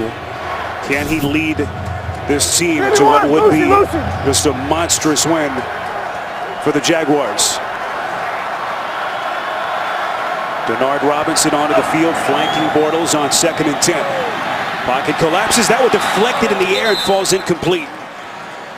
And now Bortles having all kinds of issues. Solomon just 14 for 31 for 119 yards in the pick. Oh, you've got to be able to throw the ball at different levels to be able to get the ball to the receiver. Denard Robinson comes out. He's trying to squeeze it in between defenders. Whenever you throw the ball low between linemen, stands a good chance of getting tipped. That was the rookie linebacker, Zadarius Smith, who got a hand on the pass. Here come the Ravens on 3rd and 10. Bortles sacked again. Elvis Dumerville. 3rd sack allowed by Jacksonville. Dumerville's working against Sam Young, lined up at right tackle. Look at the leverage. Dumerville is able to get under a much bigger 6'8" Sam Young and just walk him right back to the quarterback, coming away with a sack. Jaguars tackle Jeremy Parnell left the game for that play. The man who replaced him was Sam Young, and that is who Dumerville beat for the sack. Busy day for Anger. Ross fumbles the football. It's recovered by Jacksonville. Nick Marshall into the end zone for 6. And now the play has been whistled dead. This one could be coming back.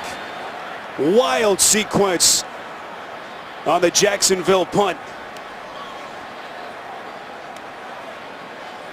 Our referee is Pete Morelli.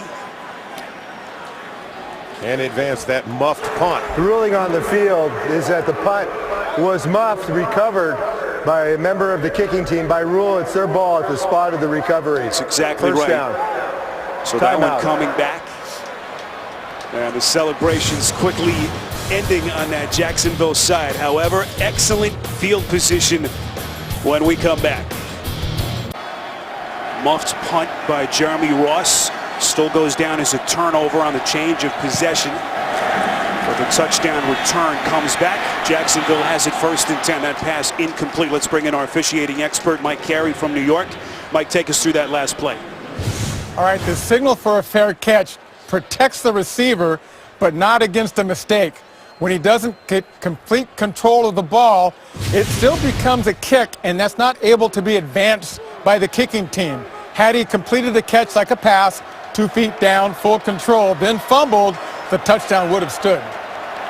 All right, interesting explanation, Mike. Carey from New York explaining that critical sequence a moment ago. 2nd and 10. Bortles again going underneath. Nothing doing Solomon down the field as a C.J. Mosley on the tackle. And again, give all kinds of credit to this Ravens defense that's been so maligned. Yeah, and how about this? This Raven defense need to come up with some more plays because we would now have 4 turnovers by the Baltimore Ravens here in the second half. But this defense needs to get another stop to negate all the turnovers we've seen so far, not allow Jacksonville to turn them into points.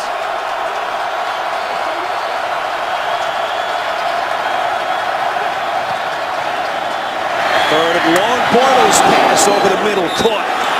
Walters on the reception, and a late marker comes in behind the play. They're going to call it helmet-to-helmet hit on a defenseless player by Will Hill. Got to stay away from the head on this play. They're talking about it. Looks like they may wave it off, but what I saw was a bang-bang kind of a play. Personal foul, hit to neck and head area of a defenseless player. Number 33 defense, 15-yard penalty, first down. Now watch this. He is in a defenseless position, and there you can see the helmet and shoulder go toward the helmet of Walters on that play. This is the new world we live in the NFL. From the defensive player's standpoint, Solomon, the strike zone is so small now. As we've talked about so many times, it's very difficult to play defense in today's NFL. But we've been playing under these new rules for quite some time, and I would expect the adjustment to be made right there by Will Hill. You can still go toward the framework of the body, which is where the ball is resting. And I've seen defensive backs come in and launch themselves into the torso of a receiver in that kind of play, and you have the ball come popping out and you can create a turnover. We saw the 4th personal foul. So big penalties against the Ravens. 8 total that have totaled 107 yards. Can Bortles capitalize? Throwing end zone, incomplete. Intended for Lee. Sharice Wright, who's had some big hits today for the Ravens on the coverage. And how about Bortles? He just keeps slinging it. What did his head coach, Gus Bradley, tell us? He says, hey, we want him to play without fear. We want him to feel comfortable to go out and attack NFL defense. He said now he's got to balance it. We want him to value the ball, but they're telling their young quarterback, we've got talented receivers around you. Go out and make plays. It's wonderful to be able to play with that kind of freedom.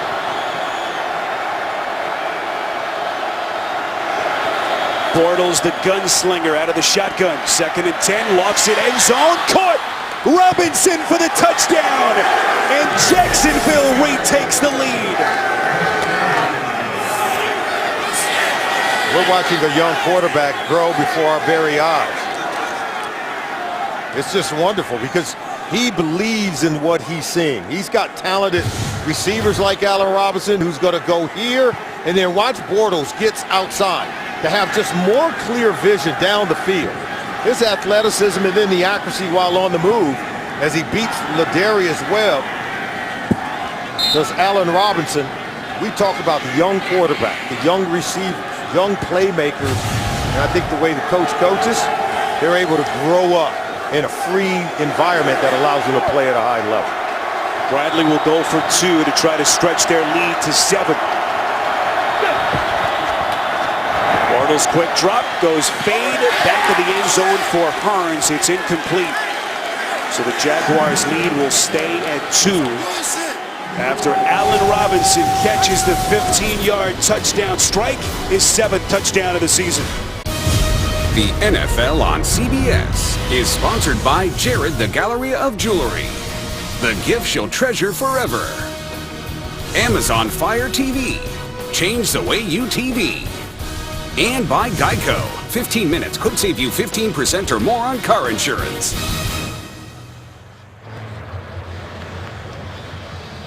Jacksonville taking advantage of some back-breaking defensive penalties that have been called on the Ravens. 3 turnovers by Joe Flacco, and Bortles driving Jacksonville down the field. Allen Robinson with a touchdown to put him in front. How about these young playmakers? The Jaguars have lost 13 consecutive games on the road. By far the longest current streak of any team in the NFL. And so they're a young team, and they're learning how to win. They're learning how to win, whether it's at home or on the road. But right now they are in good shape. They need good defensive stand. 5-point lead for Jacksonville. I said 2 a moment ago. Up 5, 19-14. And here comes Joe Flacco. As we go to New York, get you an update. Here's James Brown. A Manziel-led TD. After a Ben Roethlisberger interception, 7-yard touchdown pass to Gary Barnage. They missed the extra point, but Manziel on the day, 27-33, 292 yards, 1 touchdown, 1 pick. Back to Spiro and Solomon. Ravens certainly paying attention as they look for some magic over the second half of the season. Here is Forsett, crosses the 25. And speaking of divisional races, tight one in the South as well. Let's go downstairs to Chris Fisher. Spiro, Brian Walters, the wide receiver for the Jacksonville Jaguars, has been taken back to the locker room for a concussion evaluation. He suffered it on that last offensive drive for the Jaguars. All right, Chris, we've seen some vicious hits. And so these receivers on both teams have taken until this point. Second and short. Flacco on the give. Here is Forsett across the 30. First down run from Forsett. Who has been quiet till this point with just under 40 yards on the ground. That time picks up 6. Well, this offense has really struggled here in the second half with all the turnovers. 2 interceptions by Flacco, then the fumble, then the muffed punt. Why would you not go to the running game in Justin Forsett? Allow your offensive line to come off the ball and start turning the yards in the run game against this defense.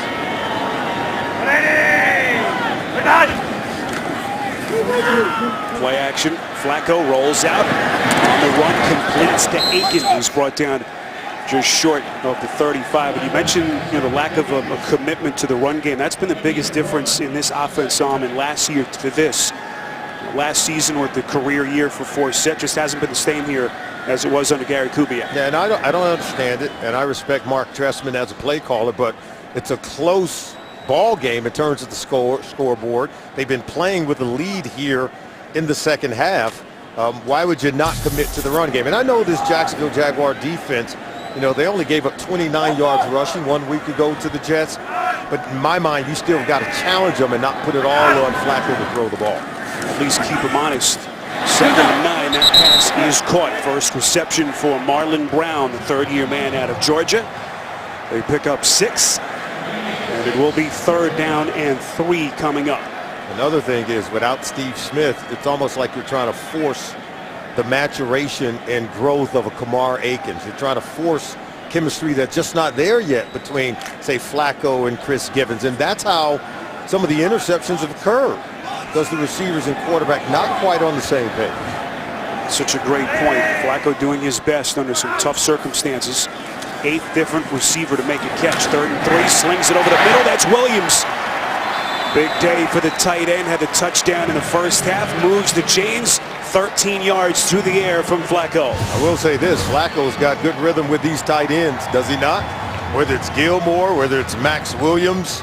Here on this play, we see Nick Boyle get in on the mix. 2 of these guys are rookies, so the chemistry does exist between whether it's Williams or Boyle with their quarterback Flacco, able to find the big targets down the field. See what Gilmore and Williams have done till this point. 8 catches between them. That last one to set up a 1st and 10. Flacco pump fakes, throwing near side of the field. He goes back shoulder, and it is caught. Jeremy Butler, the 9th Raven to make a catch today. First down, they pick up 21. House has been doing a good job of staying top side on the receivers, and now they call the back shoulder fade. If House is going to play to the top side, that was good timing between that throw from Flacco and Butler anticipating the ball coming on the back shoulder, was able to stop, get underneath it, make the catch, and beat House in coverage. First and 10, here is Forsett. Crosses the 20, taking on tacklers down to the 19-yard line. Josh Evans, the safety, on the stop, but not before Forsett gashes him for 8. And now we're seeing that balance that we have talked about between the run and pass. They have much greater tempo on the offense. 3 run plays, 4 pass plays. 8th play of the drive, here is Forsett again. Solomon, one guy we haven't mentioned, this is pushing after the play, is Brashad Perriman, the young, speedy wide receiver that the Ravens drafted 26th overall. The hope was that he would kind of supplement what Steve Smith has done, but that PCL injury that initially was believed to be not too serious on the first day of camp has caused him to still make his debut. John Harbaugh says, I don't know. I can't tell you about the injury. They expected him to be back, say, by the end of training camp, then by the end of the preseason, then maybe by the end of the first month, and still they haven't not been able to get Brashad Perriman on the field. Guy that they could certainly use at this point in the absence of Smith. Pitch play to Buck Allen on 3rd and 2. Well, he eludes the initial tackle, and that gets Allen and Baltimore a first down. What a play by Allen.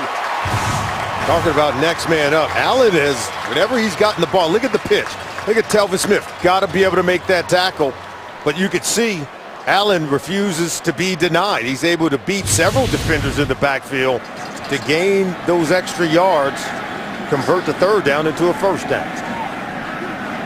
Jeremy Zutah, the Ravens starting center, has just come off the field, kind of clutching, it looked like, towards his right side.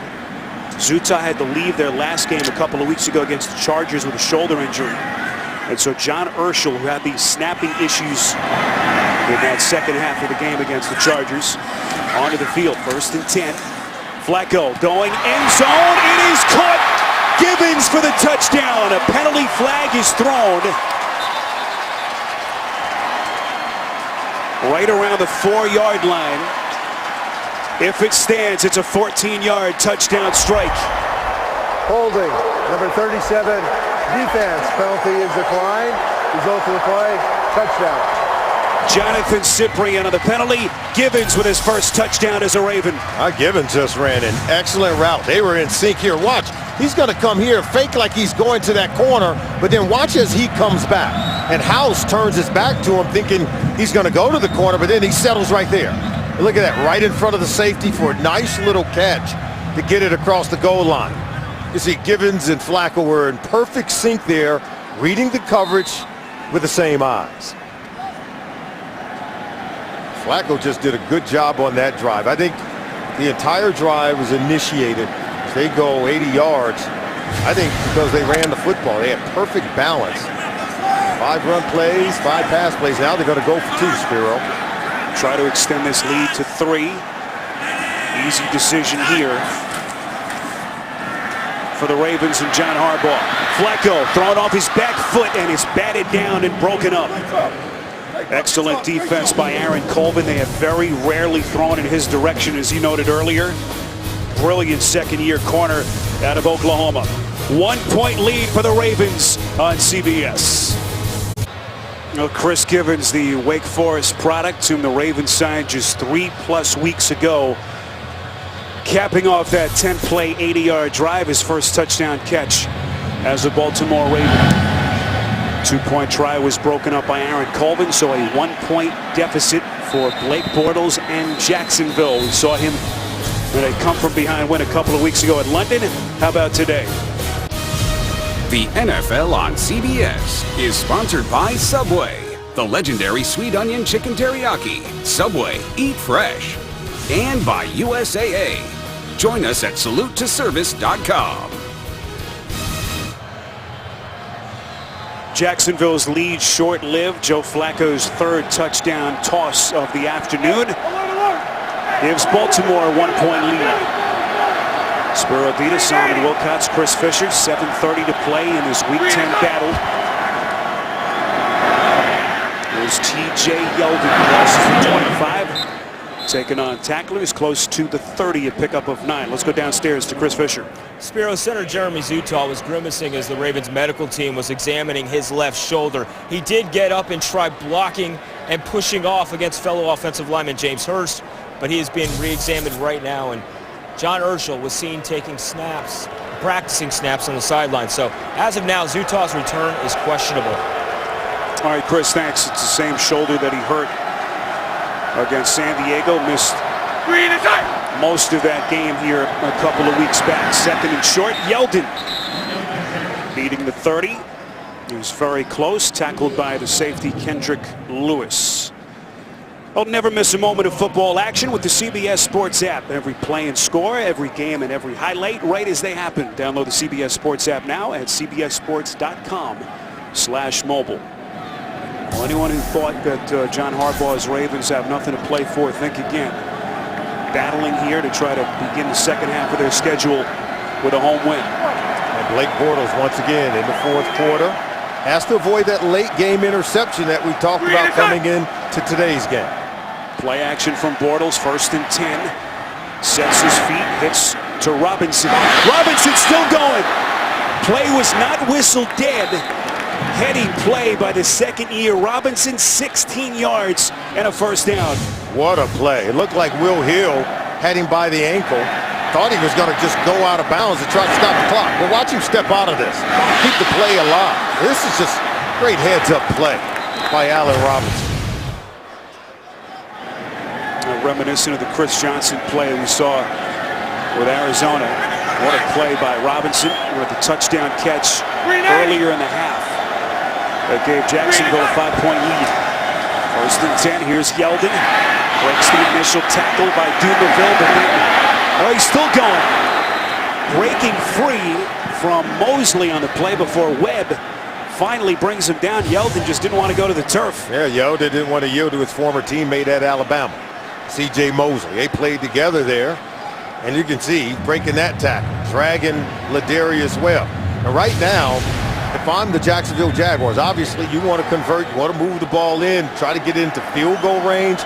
I'm trying to take as much time off the clock as I possibly can on this drive. 2nd and 12. Bortles completes to Yeldon. And we spoke to C.J. Mosley, who makes the tackle. He said that this game was personal. Not only did they play together at Alabama, they grew up right next to each other just outside Mobile. Met in a high school game that Yeldon won. A lot of history between those two. A lot you like about T.J. Yeldon. Very poised in the pocket. Good at protection. And he will make himself available sneaking out of the backfield to create yards after making the catch.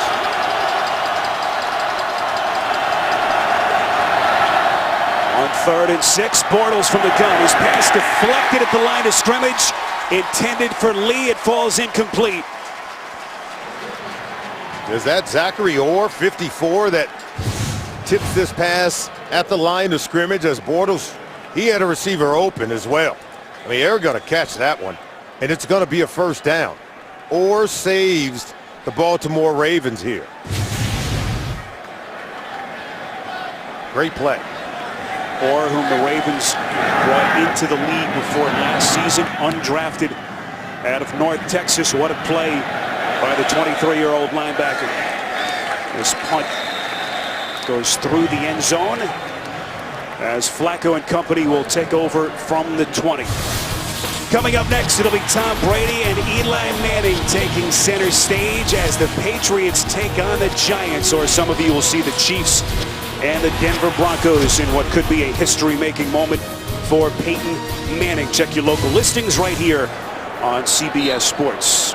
Well, two quarterbacks that need no introduction and have a lot of history between them. There's Jeremy Zutall, able to shake off that shoulder injury, back onto the field. And the center now in front of Flacco. Underneath pass to Juszczyk. Nice pickup on first down. Cyprian on the tackle. Juszczyk got to stay in bounds on that play. I know they threw it, and he's running toward the sideline. He's got to try to find a way to stay in bounds. If you have what we call a 4-minute offense, like the Baltimore Ravens and Mark Trestman are in here, you want to keep the ball in the field of play. You want to try to throw short passes, but you really want it to work essentially as the run game. You're going to run the football in this situation. Here's Forsett. Solomon, they've taken your advice as Forsett has been more of a featured player in the second half. First down run crosses the 30. Well, the clock is ticking, and at some point, if you're Gus Bradley, you got to figure out how you're going to use these timeouts. More importantly, you've got to stop them on the early downs on 1st and 10, because they're going to run the football right at you. Try to eat clock, and you've got to be able to stop them, force them into a 3rd and long, where they've got to throw the ball to be able to get off the field here and get the ball back for your offense. Would you have used the timeout in that sequence, Solomon, or do you still wait? Not right there. Valuable seconds ticking off the clock. Here is Forsett buried behind the line of scrimmage. And right now you use the timeout. Well, that's one area where Bradley has been criticized. All the talk about what a great motivator he is, keeping this team positive despite the fact that they've gone 9-31 under his watch. But game management and clock management, something that's been talked about. I think anytime you're a head coach for the first time, anywhere, let alone the National Football League, I think there's going to be some growth, even for a coach, just like it is for players, young quarterbacks, defensive backs. Remember Jason Garrett early in his tenure there with the Dallas Cowboys. Exactly, he was right. criticized for some of those same things, and I've seen him grow and get better over time. I think all these coaches, remember Coach Harbaugh here in Baltimore, had been a special teams coach. He gets an opportunity to become a head coach, and he's done a wonderful job at those nuances of game management. Bradley told us yesterday they are learning from their experiences. Jacksonville desperately trying to end this long road losing streak. 2nd and long. Juszczyk again underneath. First down catch and run as he spins inside Jaguars territory, and that time staying in bounds. And he stayed in bounds. He didn't do it on that first play. You can see he's going to come out of the backfield. He's at that fullback position. They sneak him out in the flat. This is the 2nd time on this possession he's gotten wide open to outflank the defense and be able to catch it and turn it into a first down. This time he smartly stays in bounds. Even the coaches are on that sideline saying, get down, stay in bounds so we can eat clock, forcing Gus Bradley to burn a timeout. 22 yards on the play by Juszczyk, who has been used as a receiver out of the backfield, the 30-year fullback. Young man who they took in the 4th round back in 2013. He has had some big catches in this game. Well, they're doing a really good job. Juszczyk is one of those, multi-purpose players. He lined up in fullback in the I formation. You saw Jason Myers, who missed the field goal earlier, the 21-yard chip shot, as that football comes loose after the play was whistled dead. Forsett tackled by Smith and Puzlesny. This was the missed field goal from Myers, the miss coming from 26 yards of every part. And that's at point-blank range. You've got to be able to knock that one through, right? That was critical. Now, these are tense moments if you're Myers on that sideline. Had to endure the 2 missed field goals, as we mentioned earlier, that Week 4 game in Indianapolis. That certainly looms large. And speaking of the Colts, they are paying extra attention to this game. Idle this week. Injury concerns with Andrew Luck. Again, a Jacksonville win today gets them to within a game of the Colts in first place in the division. And this is going to be critical 2nd and 10. The defense has got to come away with a stop here. Jacksonville has no timeouts left. Forsett. Jacksonville's run defense is there. As Solomon pointed out earlier, held the Jets to under 30 yards on the ground last week. That tackled by Jonathan Cyprien. Yeah, this is going to get us to the 2-minute warning. But they've got to come up with a critical stop on 3rd down if they have any hopes of getting the ball back.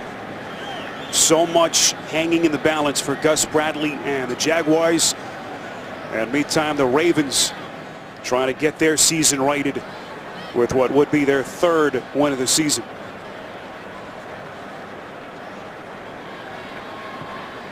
2-minute warning in Baltimore. Ravens by 1 on CBS. Biggest play of this game till this point. 2 minutes to play. Jacksonville's defense trying to get off the field and give Bortles one last chance. 3rd and 10. That pass is caught. Ravens trying to stand down. Clock will continue to run. Allen on the catch. Short of the first down, but precious seconds coming off the clock with Jacksonville out of timeouts. I thought it was a smart play because even though you threw it, you gave Joe Flacco the opportunity for an easy completion, which means you're going to keep the clock running. This was that same play that really fooled the Jaguars defense earlier on what was a touchdown for Max Williams. Jacksonville will get the football back with just over a minute left, approximately.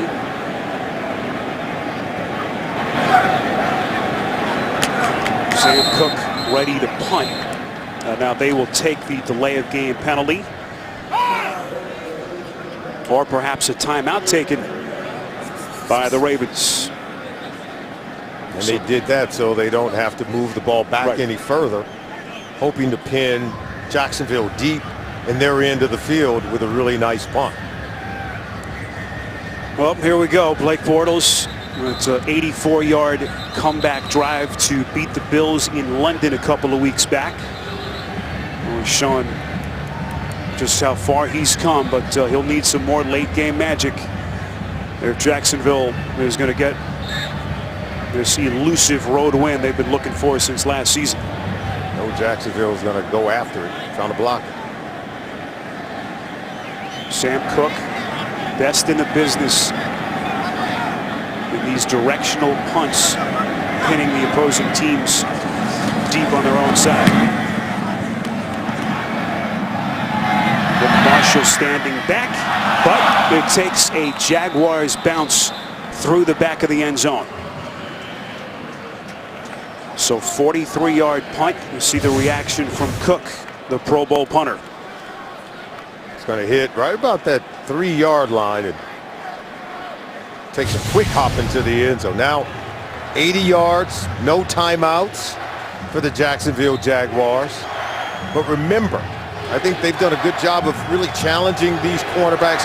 If they get one-on-one opportunity against Asa Jackson, that's where you go with the ball. I think you've got to take a shot at it. Over the middle of the field, this is Lee.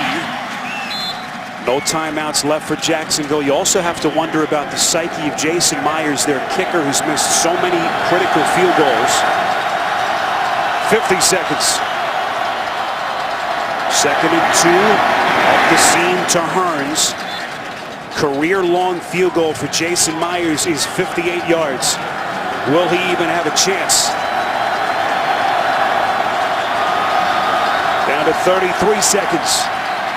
Bortles on 1st and 10. He's going to run it, get out of bounds, and stop the clock with 25 seconds left. And Jacksonville's hopes hanging on by a thread. This gives you a chance to throw the ball down the football field, get back under center, and then spike the ball to stop the clock to set up the field goal opportunity for Myers. It's about all it gives you time to do. Again, if you've just joined us, as you see Bortles' 3 career game-winning drives, a win here by Jacksonville would get them to within a game of first in the AFC South. There was movement by the Jaguars' offensive line. False start, number 68 offense, 5-yard penalty, remains first down. That's Zane Beadles, the former Pro Bowl guard in Denver. There you see, caught him leaning.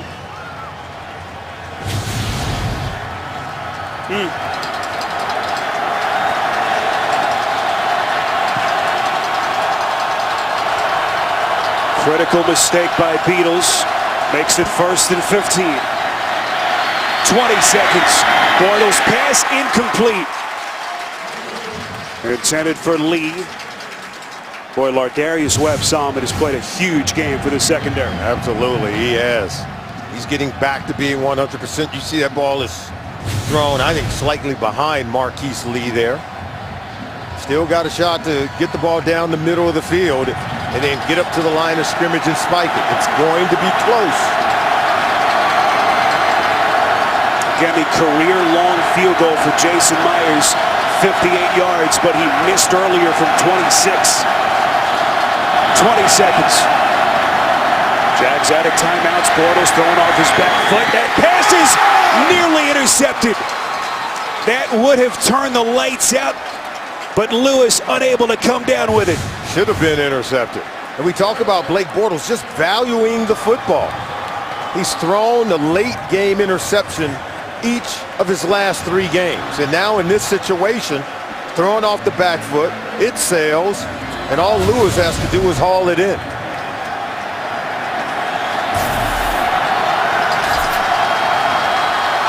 Need 20 more yards to get into the range of Myers. 3rd and 15. Bortles slinging it, caught. They got to scurry up to the line of scrimmage. Thomas on the catch. Will they have enough time for one more play? You can't ground it. Bortles stumbling. Play is not dead. Boy, in a face mask at the end of the play. Wow. Unbelievable. Keeps the game alive. Elvis Dumerville, you had him in your wraps.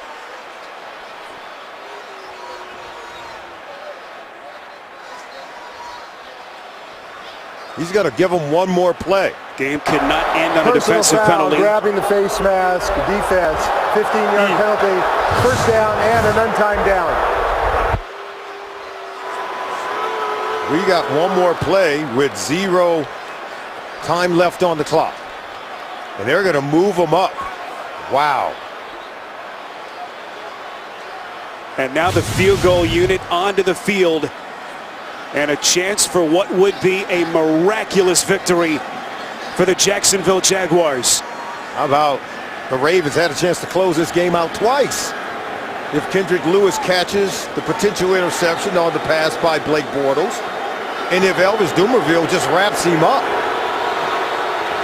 A 53-yard attempt for Jason Myers. Ravens have 2 timeouts. They will burn one here to try to ice Myers before he kicks. What drama here in Baltimore.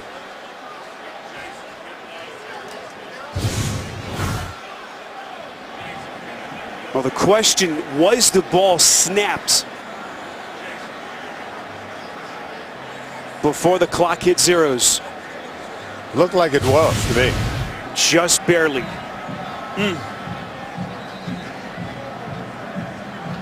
Well, we have seen some strange things happen in the NFL this season. What a moment this would be for Myers, who has taken his lumps and missed kicks against Indianapolis, missed one earlier. Can he atone right here and kick the Jaguars to a road win?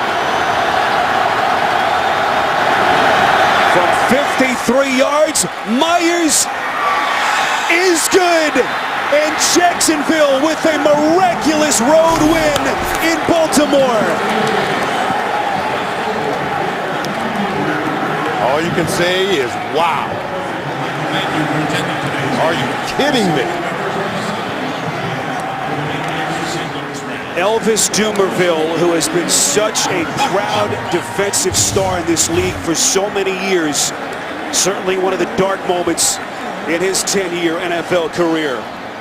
A face mask on Bortles that put them into field goal range, gave them one last chance. And Jason Myers, what a moment for their kicker as he boots them to a 2-point road win. Gus Bradley says, I can't believe it. They're undressing their coach. Big-time win for Jacksonville here on the road. A 13-game road losing streak finally ends for Jacksonville as they move to within a game of first of Indianapolis in the AFC South. Now for Solomon and Chris, we go to New York and James Brown.